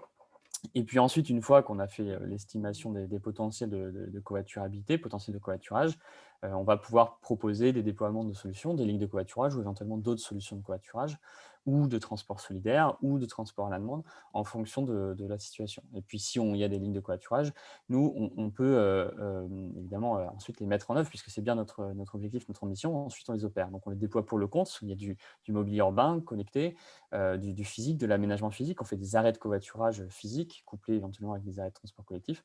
Et puis, du numérique avec application, mais aussi du numérique plus accessible à tous, de type SMS, ainsi que de l'assistance humaine, de la communication, du marketing, etc., pour faire en sorte qu'on ait un vrai service accessible à tous dans ces territoires et qui répondent aux enjeux actuels. Donc, pour faire ça, jusqu'à présent, donc il n'y avait pas les CRTE par définition. On a pu quand même développer des initiatives pilotes dans une quinzaine de territoires, dans des configurations très diverses, pour mener à bien cette innovation radicale. C'est de l'innovation radicale sur plein d'aspects comportementaux, ça paraît assez évident, mais aussi technologique, d'analyse de données, etc. Et donc, à chaque fois, c'est de la construction et c'est de l'adaptation au territoire. Et donc, pour ça, on a construit des projets avec les collectivités aux moyens de moyens classiques qui sont en général des marchés, c'est-à-dire que c'est la collectivité qui a sourcé, en fait, dans le cadre de sa démarche de sourcing, les potentielles solutions, va examiner les potentielles solutions et si ce qu'elle pense qui est utile, si ce qu'elle pense qu'on fait est utile, éventuellement lancer un marché pour permettre de déployer cette solution. Donc, après, il y a les procédures d'innovation, il y a différents cas de figure. Ce qui se passe, c'est qu'en fait, quand on parle de mobilité, en général, on dépasse les zones géographiques classiques, notamment des EPCI, puisque les EPCI sont en général pas très grands et quand on parle de mobilité en voiture, généralement on dépasse. Donc en fait, on est souvent dans l'obligation d'aller vers une alliance de PCI ou bien de passer par une structure supra, un syndicat mixte s'il existe, un PNR, un département ou une région, pour avoir une organisation pluri-acteurs qui va avoir du sens d'un point de vue de l'usage, d'un point de vue du territoire. Et ça, c'est possible. Ce n'est pas toujours simple, ça prend beaucoup de temps, c'est complexe, comme vous pouvez l'imaginer, mais c'est possible et on a pas mal d'exemples qui montrent que c'est faisable. Dans ce contexte, les CRTE peuvent être un vrai espoir, puisqu'ils visent avec la triple révolution copernicienne exposée au départ, à casser un peu les codes jusqu'à présent. Donc ça, c'est très positif. Il y a quand même des points d'interrogation derrière l'enthousiasme, par exemple sur le dépassement des frontières administratives. Quand les CRTE sont complètement liés à un degré EPCI, ça ne répond pas forcément à notre problématique de casser la frontière administrative. Donc, on sera à une question d'articulation entre des CRTE, par exemple. Par contre, a priori, ils sont vraiment un bon moyen, un contrat ombrelle pour essayer de pousser à casser certaines frontières plutôt de compétences. Aujourd'hui, sur les questions de mobilité, en fait, on a deux choses. On a la compétence mobilité, on a la compétence infrastructure. Et c'est vraiment pas toujours facile d'avoir une articulation entre les deux. Là, typiquement, le CRTE peut faciliter. Et puis, en termes de points d'interrogation, moi, je me pose des questions dans une perspective d'innovation radicale, d'innovation de services publics et d'implantation sur le territoire. On a besoin d'une visibilité pluriannuelle. Donc, la contractualisation est pluriannuelle et ça, c'est très bien. Elle est itérative et ça, c'est très bien aussi. Par contre, j'ai cru comprendre que les aspects de financement ne sont pas forcément pluriannuels. Et ça, c'est probablement problématique pour les acteurs publics et en conséquence pour les opérateurs qui travaillent pour leur compte, qu'ils soient entreprises comme nous, ou bien, quand nous, on est inscrit dans l'économie sociale et solidaire, mais on est une entreprise, ou bien plutôt une association. Et c'est, je pense, un vrai souci. Mais derrière ça, en fait, je voulais rapidement, moi, il me semble qu'il y a un grand espoir quand même, qui est que, en fait, le juge de paix dans tout ça va être la volonté politique de concrétisation. Qu'à ce titre-là, le CRTE est un nouvel outil au service de l'action publique, que comme tout outil, on peut ne pas l'utiliser ou mal l'utiliser, mais on peut aussi bien l'utiliser, et qu'on là, on est dans une séquence qui est en train de s'ouvrir absolument extraordinaire, j'ai envie de dire, puisque à l'issue des élections régionales et départementales, on aura 5 ans sans élection avec des acteurs publics qui sont pleinement nommés pour agir, un contexte institutionnel qui favorise la coopération de type CRTE, mais je pense aussi à des politiques sectorielles, à la mise en place de la loi d'orientation des mobilités, par exemple, pour ce qui concerne la mobilité. Donc, on a une vraie perspective. Maintenant, nous, en tant qu'acteurs privés qui fournissons des solutions, on ne peut pas décider la place de l'action publique, commander la place de l'action publique. Donc, la main, c'est vraiment l'action publique, la volonté d'innovation, la volonté de faire différemment. Les élus, les services techniques, c'est eux qui l'ont pour arriver à faire ça. Et donc, on attend beaucoup justement de ça. Merci beaucoup Thomas pour ce témoignage optimiste, positif mais réaliste sur les CRTE et sur ce qu'on pourrait en faire. Je passe la parole maintenant à Christine Blondel qui représente Sud Paris Soleil, qui est une coopérative citoyenne d'énergie et dont on trouvait très intéressant qu'elle partage la manière dont citoyens et projets de territoire s'étaient rencontrés dans le cadre de son projet. Donc, Christine, la parole est à vous. Et votre micro est toujours coupé.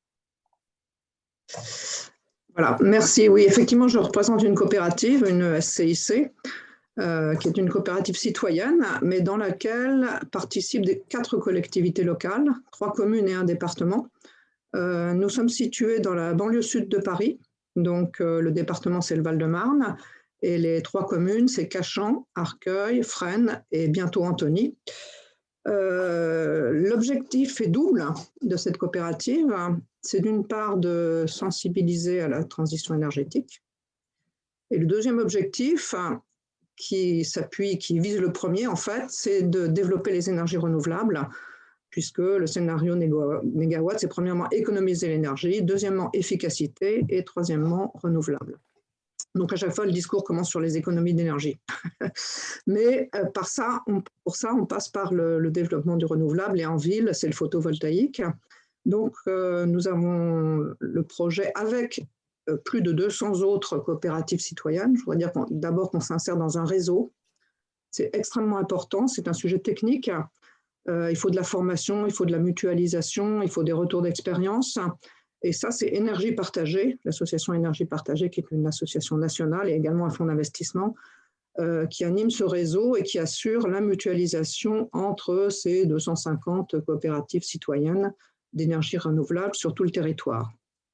Et c'est depuis peu de temps que ces coopératives se sont implantées dans la région d'Île-de-France. Donc, notre coopérative, il y a à peu près 200 citoyens qui sont sociétaires et donc les 4 collectivités dont j'ai parlé. Et nous bénéficions également du soutien de la région Île-de-France via un appel à projet au projet de citoyens d'énergie renouvelable. Et nous avons également été retenus dans le cadre du CTE de notre territoire en 2020, qui est le Grand Paris Seine-Bièvre. Jusqu'à présent, c'est resté assez symbolique. Enfin, on a eu une vidéo de promotion de notre projet, mais on va reprendre contact en espérant que ce CTE pourra se reformuler en termes de CRTE. Si je fais un petit point sur les collaborations avec les collectivités, je crois que le meilleur niveau pour nous, c'est les communes, puisqu'il y a vraiment un lien très étroit, facile entre, en tout cas en région parisienne, c'est différent évidemment en milieu rural, mais notre territoire, c'est 24 communes, 600 000 habitants. Donc 600 000 habitants, vous voyez, c'est énorme. Alors que la commune, d'une part, le réseau des acteurs est maillé, c'est-à-dire que les élus, les services connaissent les acteurs du terrain, et c'est beaucoup plus facile d'agir à ce niveau-là. D'ailleurs, on a eu un soutien de la commune qui a effectué la réfection de l'étanchéité du toit.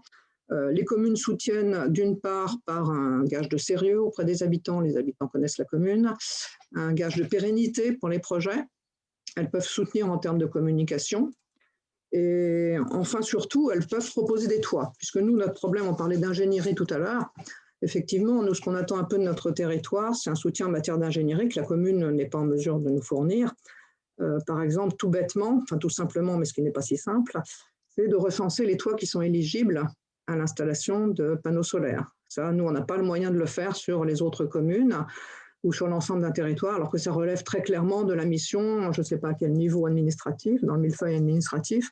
Il y avait aussi le département, bon, jusqu'à présent, ça n'a pas trop rendu, donc on espère que le territoire pourrait nous accorder un soutien dans le cadre d'un CRTE sur cette question de l'ingénierie du recensement des toits éligibles. Mais ça peut être fait par un bureau d'études, c'est pas très, très compliqué. Qu'est-ce que ça apporte aux collectivités? Bon, évidemment, ça apporte un projet qui est tout financé. je dirais presque sur un plateau d'argent. Et l'argent, en fait, il existe en France, hein. Il n'est pas dans la poche des collectivités, il est dans la poche des particuliers. On le sait très bien, l'épargne privée en France est colossale. Et le nombre de gens qui sont prêts à investir dans des projets qui ont du sens, il est aussi colossal. Enfin, il est colossal, il est important. Moi, j'étais très étonnée, mais l'argent, ce n'est pas le problème. On a levé 30 000 € en un mois. Comme ça. Enfin, on fait une fête, hein, une projection débat, on remue un peu les associations locales, et si on n'est pas dans un milieu trop défavorisé, on lève de l'argent facilement, relativement facilement. En revanche, créer une entreprise, parce que créer une coopérative qui va installer un toit de 100 kW crête qui représente les 2/3 de la consommation électrique de l'école, c'est assez important. Avec des bénévoles, il faut des compétences juridiques, il faut des compétences administratives, il faut un comptable, il faut un ingénieur électricien, il faut quelqu'un qui connaisse les relations avec EDF, etc. Et tout ça, c'est bénévole. Donc, c'est plutôt un soutien en termes d'ingénierie dont nous aurions besoin que proprement parler un soutien financier. On a un soutien financier de la région qui est important, mais et pour la pérennité de ces projets, parce que le bénévolat, on sait que ça a ses limites dans la durée, nous, on travaille sur 20 ans. Les contrats d'équipement photovoltaïque, ce sont des contrats à durée de 20 ans, voire plus, avec Enercop. Et donc, ce ne sont pas des contrats sur 3 ans, 4 ans. Il faut assurer absolument la pérennité. Et l'idée, c'est à terme que l'ensemble de ces coopératives citoyennes puissent, par exemple à l'échelon d'une région, s'appuyer sur un demi-salarié ou un salarié pour assurer le suivi, la maintenance de ces projets. Voilà, donc nous sommes plutôt optimistes puisque beaucoup de communes aux alentours sont intéressées. Ça permet également de stimuler les communes et les acteurs locaux, par exemple sur les questions d'écoquartier, sur les questions de plan climat, sur les questions de tout ce qui touche aux économies d'énergie. Par exemple, aller faire des fresques climat dans les établissements scolaires. Par exemple, on a monté un projet pédagogique avec l'école sur laquelle les panneaux ont été installés.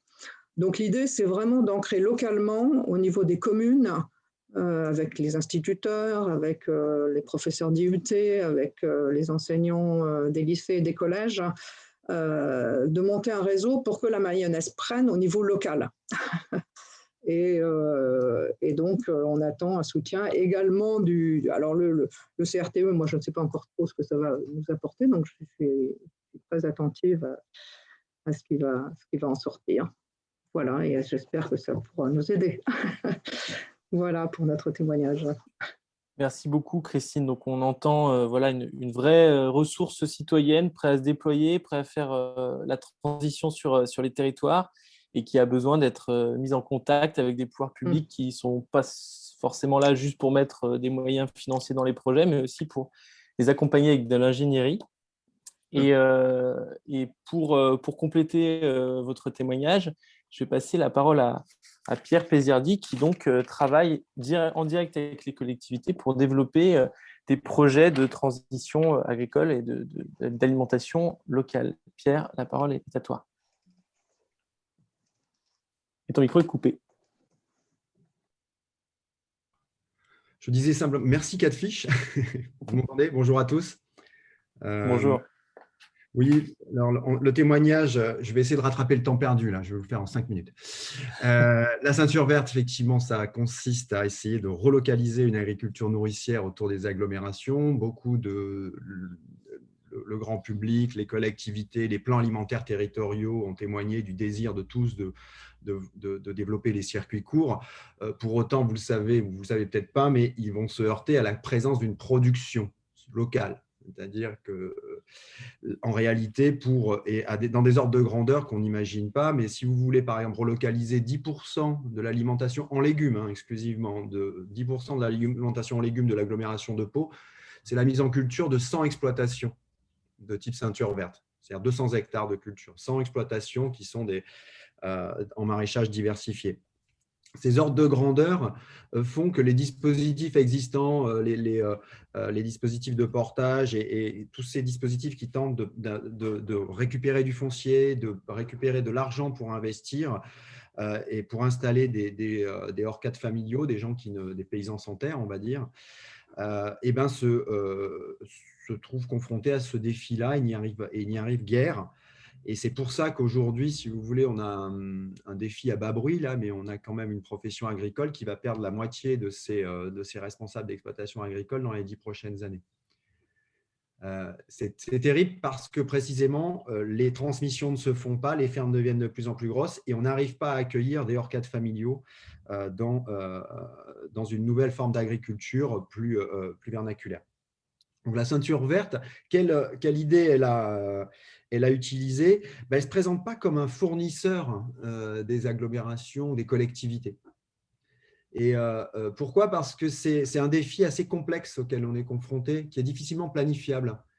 On est face à d'énormes incertitudes. Quelle va être la profondeur réelle du marché? Va-t-il être à 10%? Va-t-il être 20%?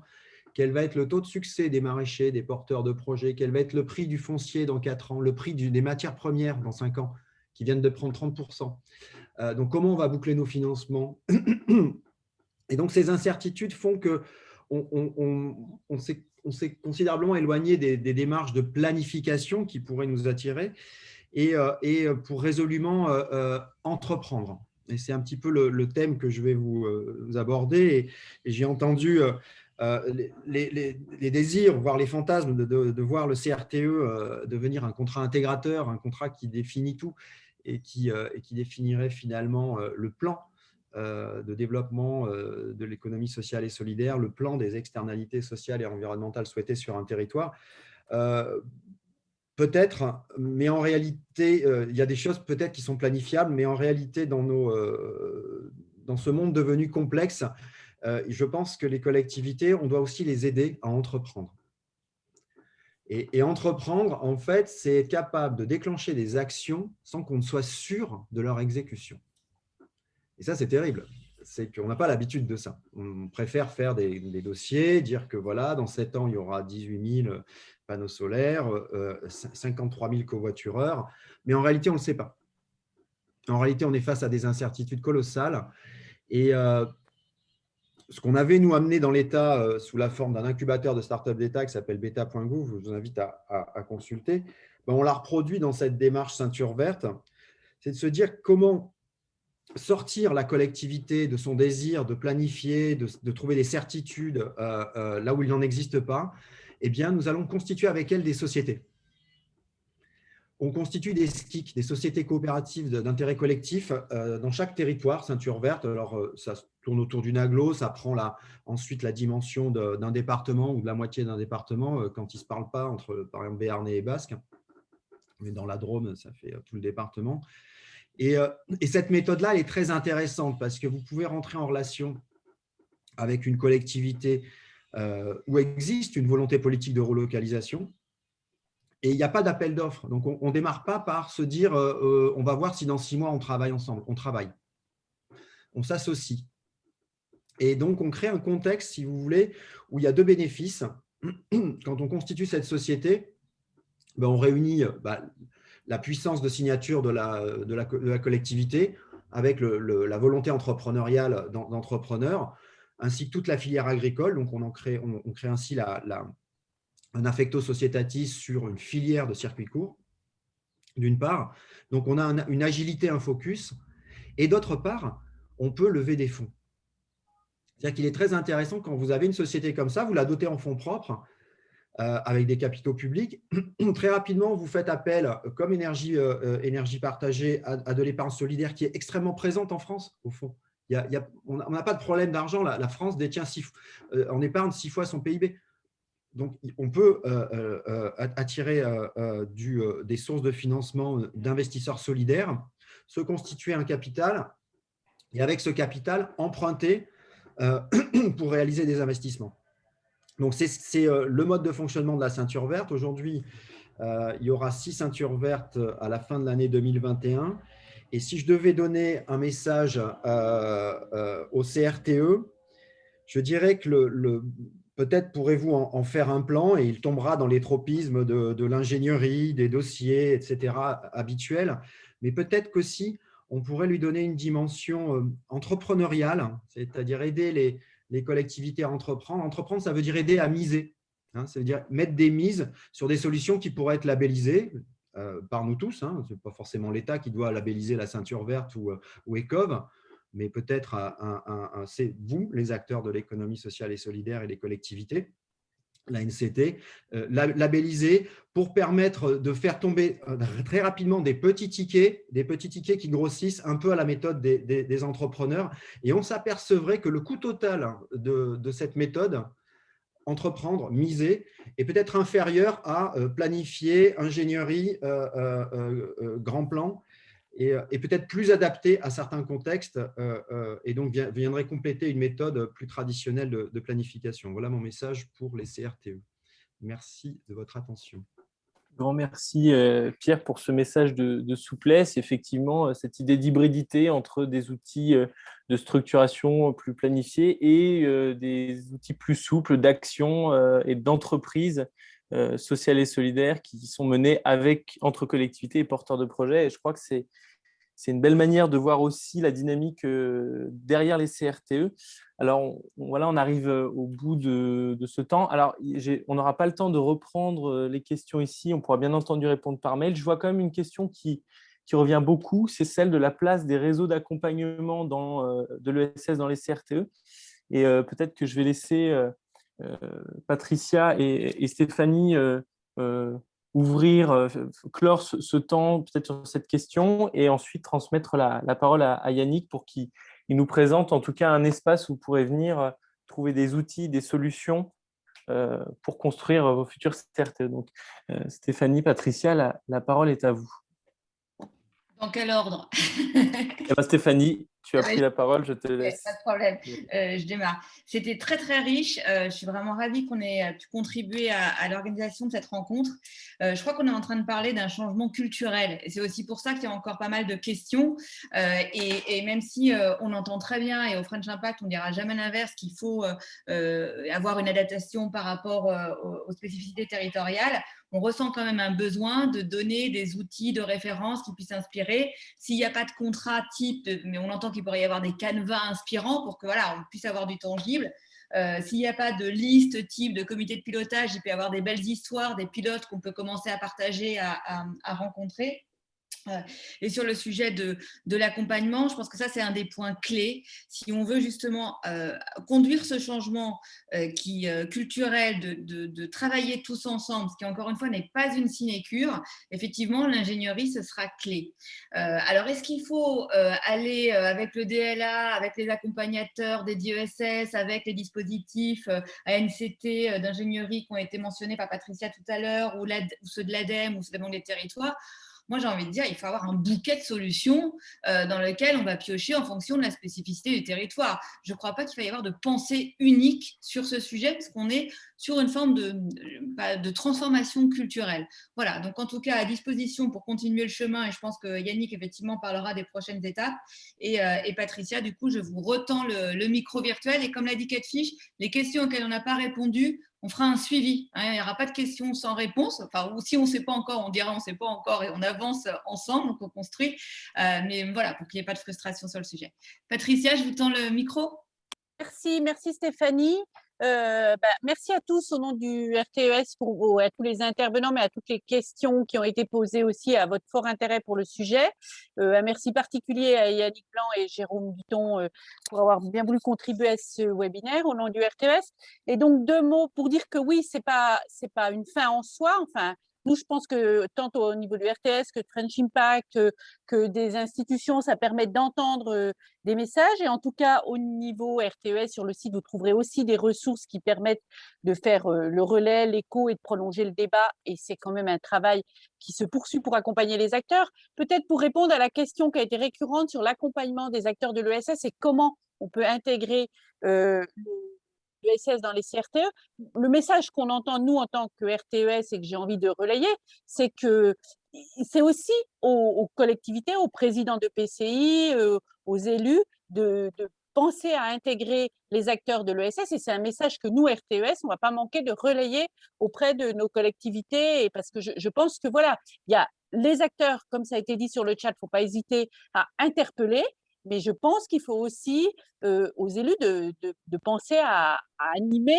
la constitution et la mise en place de ces CRTE qui ne seront pas une fin en soi quand ils sont signés, comme ça a été très bien rappelé par Yannick Blanc et Jérôme Guiton. Donc, il faut vraiment avoir en tête Work in Progress, et je pense qu'il faut aussi se dire que tout à chacun doit changer de posture, pour rebondir sur les propos introductifs de Yannick Blanc et de Stéphanie, et que aussi en tant qu'élu local, on doit changer de posture et aller vers encore plus. Alors, quand on est en charge de l'ESS, en général, c'est assez un peu plus naturel que peut-être sur d'autres secteurs, mais on doit être des passeurs aussi vers notre collègue sur d'autres sujets, et on doit avoir en tête ce message d'aller interpeller les acteurs de l'ESS pour vraiment être que ça se construise progressivement, comme l'a très bien dit Yannick Blanc dans son introduction. C'est pas si on attend que l'État fasse tout seul, forcément, il n'y a qu'un des deux, c'est un contrat. Donc, un contrat, c'est à plusieurs parties prenantes. Donc, je pense qu'aussi, tout à chacun, en tant qu'acteur, en tant qu'élu, en tant que fédérateur de réseau, on doit se mettre dans la tête de ce changement de posture et l'accompagner et renvoyer les messages en ce sens. Voilà ce que j'avais envie de retenir de ce webinaire avant de repasser la parole à Yannick. Et en tout cas, merci à tous pour ces riches échanges. Et on reste effectivement à disposition dans nos différents réseaux pour répondre aux questions de manière complémentaire.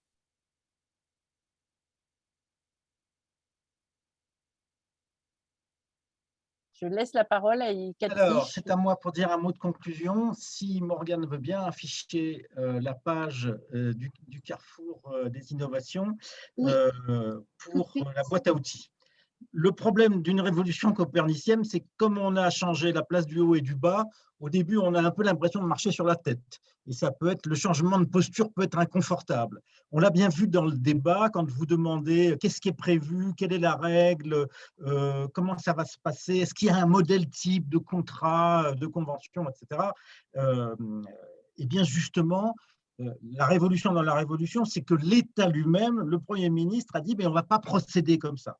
On va rompre avec notre tradition jacobine du modèle, de la case dans laquelle il faut rentrer, et on va partir de la capacité des territoires à avoir une pensée stratégique, à se projeter dans l'avenir, à mobiliser leurs ressources, y compris leurs ressources d'innovation. Pour accompagner cette façon de faire, il faut aussi qu'on change nos outils d'accompagnement, nos outils de coordination. C'est une énorme difficulté à laquelle on est confronté aujourd'hui. Et pour faire ça, c'est l'esprit de la campagne 1000 territoires d'innovation sociale que nous lançons. Il y a 837 territoires de CRTE. On a utilisé le mot 1000 en son sens symbolique là, pour manifester la multitude de la capacité d'innovation.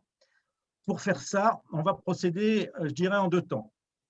Premier temps, voilà, c'est ce qui s'affiche sur votre écran. Sur le site du Carrefour des innovations sociales, sur le site du RTES 8 French Impact, vous avez une boîte à outils avec des questions-réponses, avec des liens, avec des ressources qui sont disponibles. Un nombre important de ces ressources sont disponibles sur le site de la NCT. Donc, cette page renvoie à la NCT, mais vous pouvez aussi vous connecter directement sur le site de la NCT. La boîte à outils ne donne pas les réponses à toutes les questions, parce que les réponses aux questions vont s'élaborer à travers l'expérience. Et donc, ce que nous voulons faire à partir de maintenant, c'est deux choses. Premièrement, faire de 1000 territoires d'innovation sociale un slogan, une campagne. On a écrit un manifeste, il est déjà signé par une bonne vingtaine d'organisations. Les organismes que vous représentez, nationaux ou locaux, peuvent s'y joindre. C'est un court manifeste, ça tient en une page. C'est le propos qu'on a tenu aujourd'hui. Ouvrez le dialogue du projet de territoire et du CRTE aux acteurs de l'ESS, aux innovateurs de votre territoire. Et si tous les acteurs de ce monde-là relayent le même discours, plaident pour la même attitude, eh bien, nous avons quelque chance de faire progresser cette cause que nous avons en commun. La deuxième chose, c'est que derrière cette campagne, il y a un travail commun à mener entre réseaux. les 3 organisateurs de cette journée, mais aussi les autres qui sont ici, qui est de mettre en commun les retours d'expérience. Nous allons apprendre ensemble à fabriquer des CRTE, à fabriquer des projets de territoire, et nous allons apprendre ensemble à enrichir nos démarches les uns avec les autres. Il n'y a pas de modèle type ou de prototype qu'il faudrait faire changer d'échelle. Il y a une multitude d'expériences, il y a une multitude de ressources. Les interventions de ce matin ont déjà montré la grande diversité des sujets qu'on pouvait essayer de traiter dans un RTE, entre l'agriculture urbaine, l'alimentation, la mobilité, la solidarité, il y en a bien d'autres. Pour que ce mouvement ait un effet de masse, il faut que la multitude continue d'exister dans sa diversité. Et donc, il faut que nous enrichissions nos expériences les unes par les autres. C'est la vocation du Carrefour des innovations sociales, c'est la vocation de beaucoup d'autres réseaux qui sont présents ici, comme Bleu Blanc Zèbre, comme l'Avise, comme beaucoup d'autres. Et donc, l'engagement que nous prenons aujourd'hui, c'est de travailler dans les mois qui viennent pour élaborer des outils de mise en commun de ces retours d'expérience, des outils qui vont être évidemment à nouveau des rencontres, des webinaires, mais aussi de la collecte de ressources que nous mettrons à votre disposition sur nos sites web et dont nous viendrons parler dans les régions, sur les territoires, si vous souhaitez nous inviter à le faire. La démarche 1000 territoires d'innovation sociale, c'est une démarche qui commence aujourd'hui. Les CRTE, comme le dit la circulaire du Premier ministre, vont vivre pendant les 6 ans qui viennent. On a toute la durée du mandat municipal et du mandat des collectivités territoriales pour enrichir cette méthode. Et dans cette démarche d'enrichissement, la présence d'acteurs de l'ESS et plus largement d'acteurs de la société civile est un levier très profond de renouvellement de la démocratie dans notre pays. La démocratie n'est pas qu'une affaire de procédures, de dispositifs, de consultations, de forums ou de conventions, c'est aussi une affaire d'écoute de la parole et de la capacité d'acteurs des citoyens dans l'exercice de leurs compétences, dans tous les aspects de la vie quotidienne, dans la vie professionnelle, dans la vie du territoire. Et le CRTE, c'est le cadre administratif qui ouvre sur cette capacité de renouvellement du dialogue entre les institutions publiques et la diversité des citoyens dans leur capacité d'agir. Voilà ce que je nous souhaite pour les mois qui viennent. Merci à tous, aux intervenants de nous avoir fait partager leur expérience, aux participants d'avoir eu la patience de nous écouter. Rendez-vous sur nos sites web et à très bientôt. Bonne journée. Merci beaucoup. Bonne journée à toutes et tous. Bonne journée. À bientôt. À bientôt. Merci. Merci, bonne journée. Merci à tous.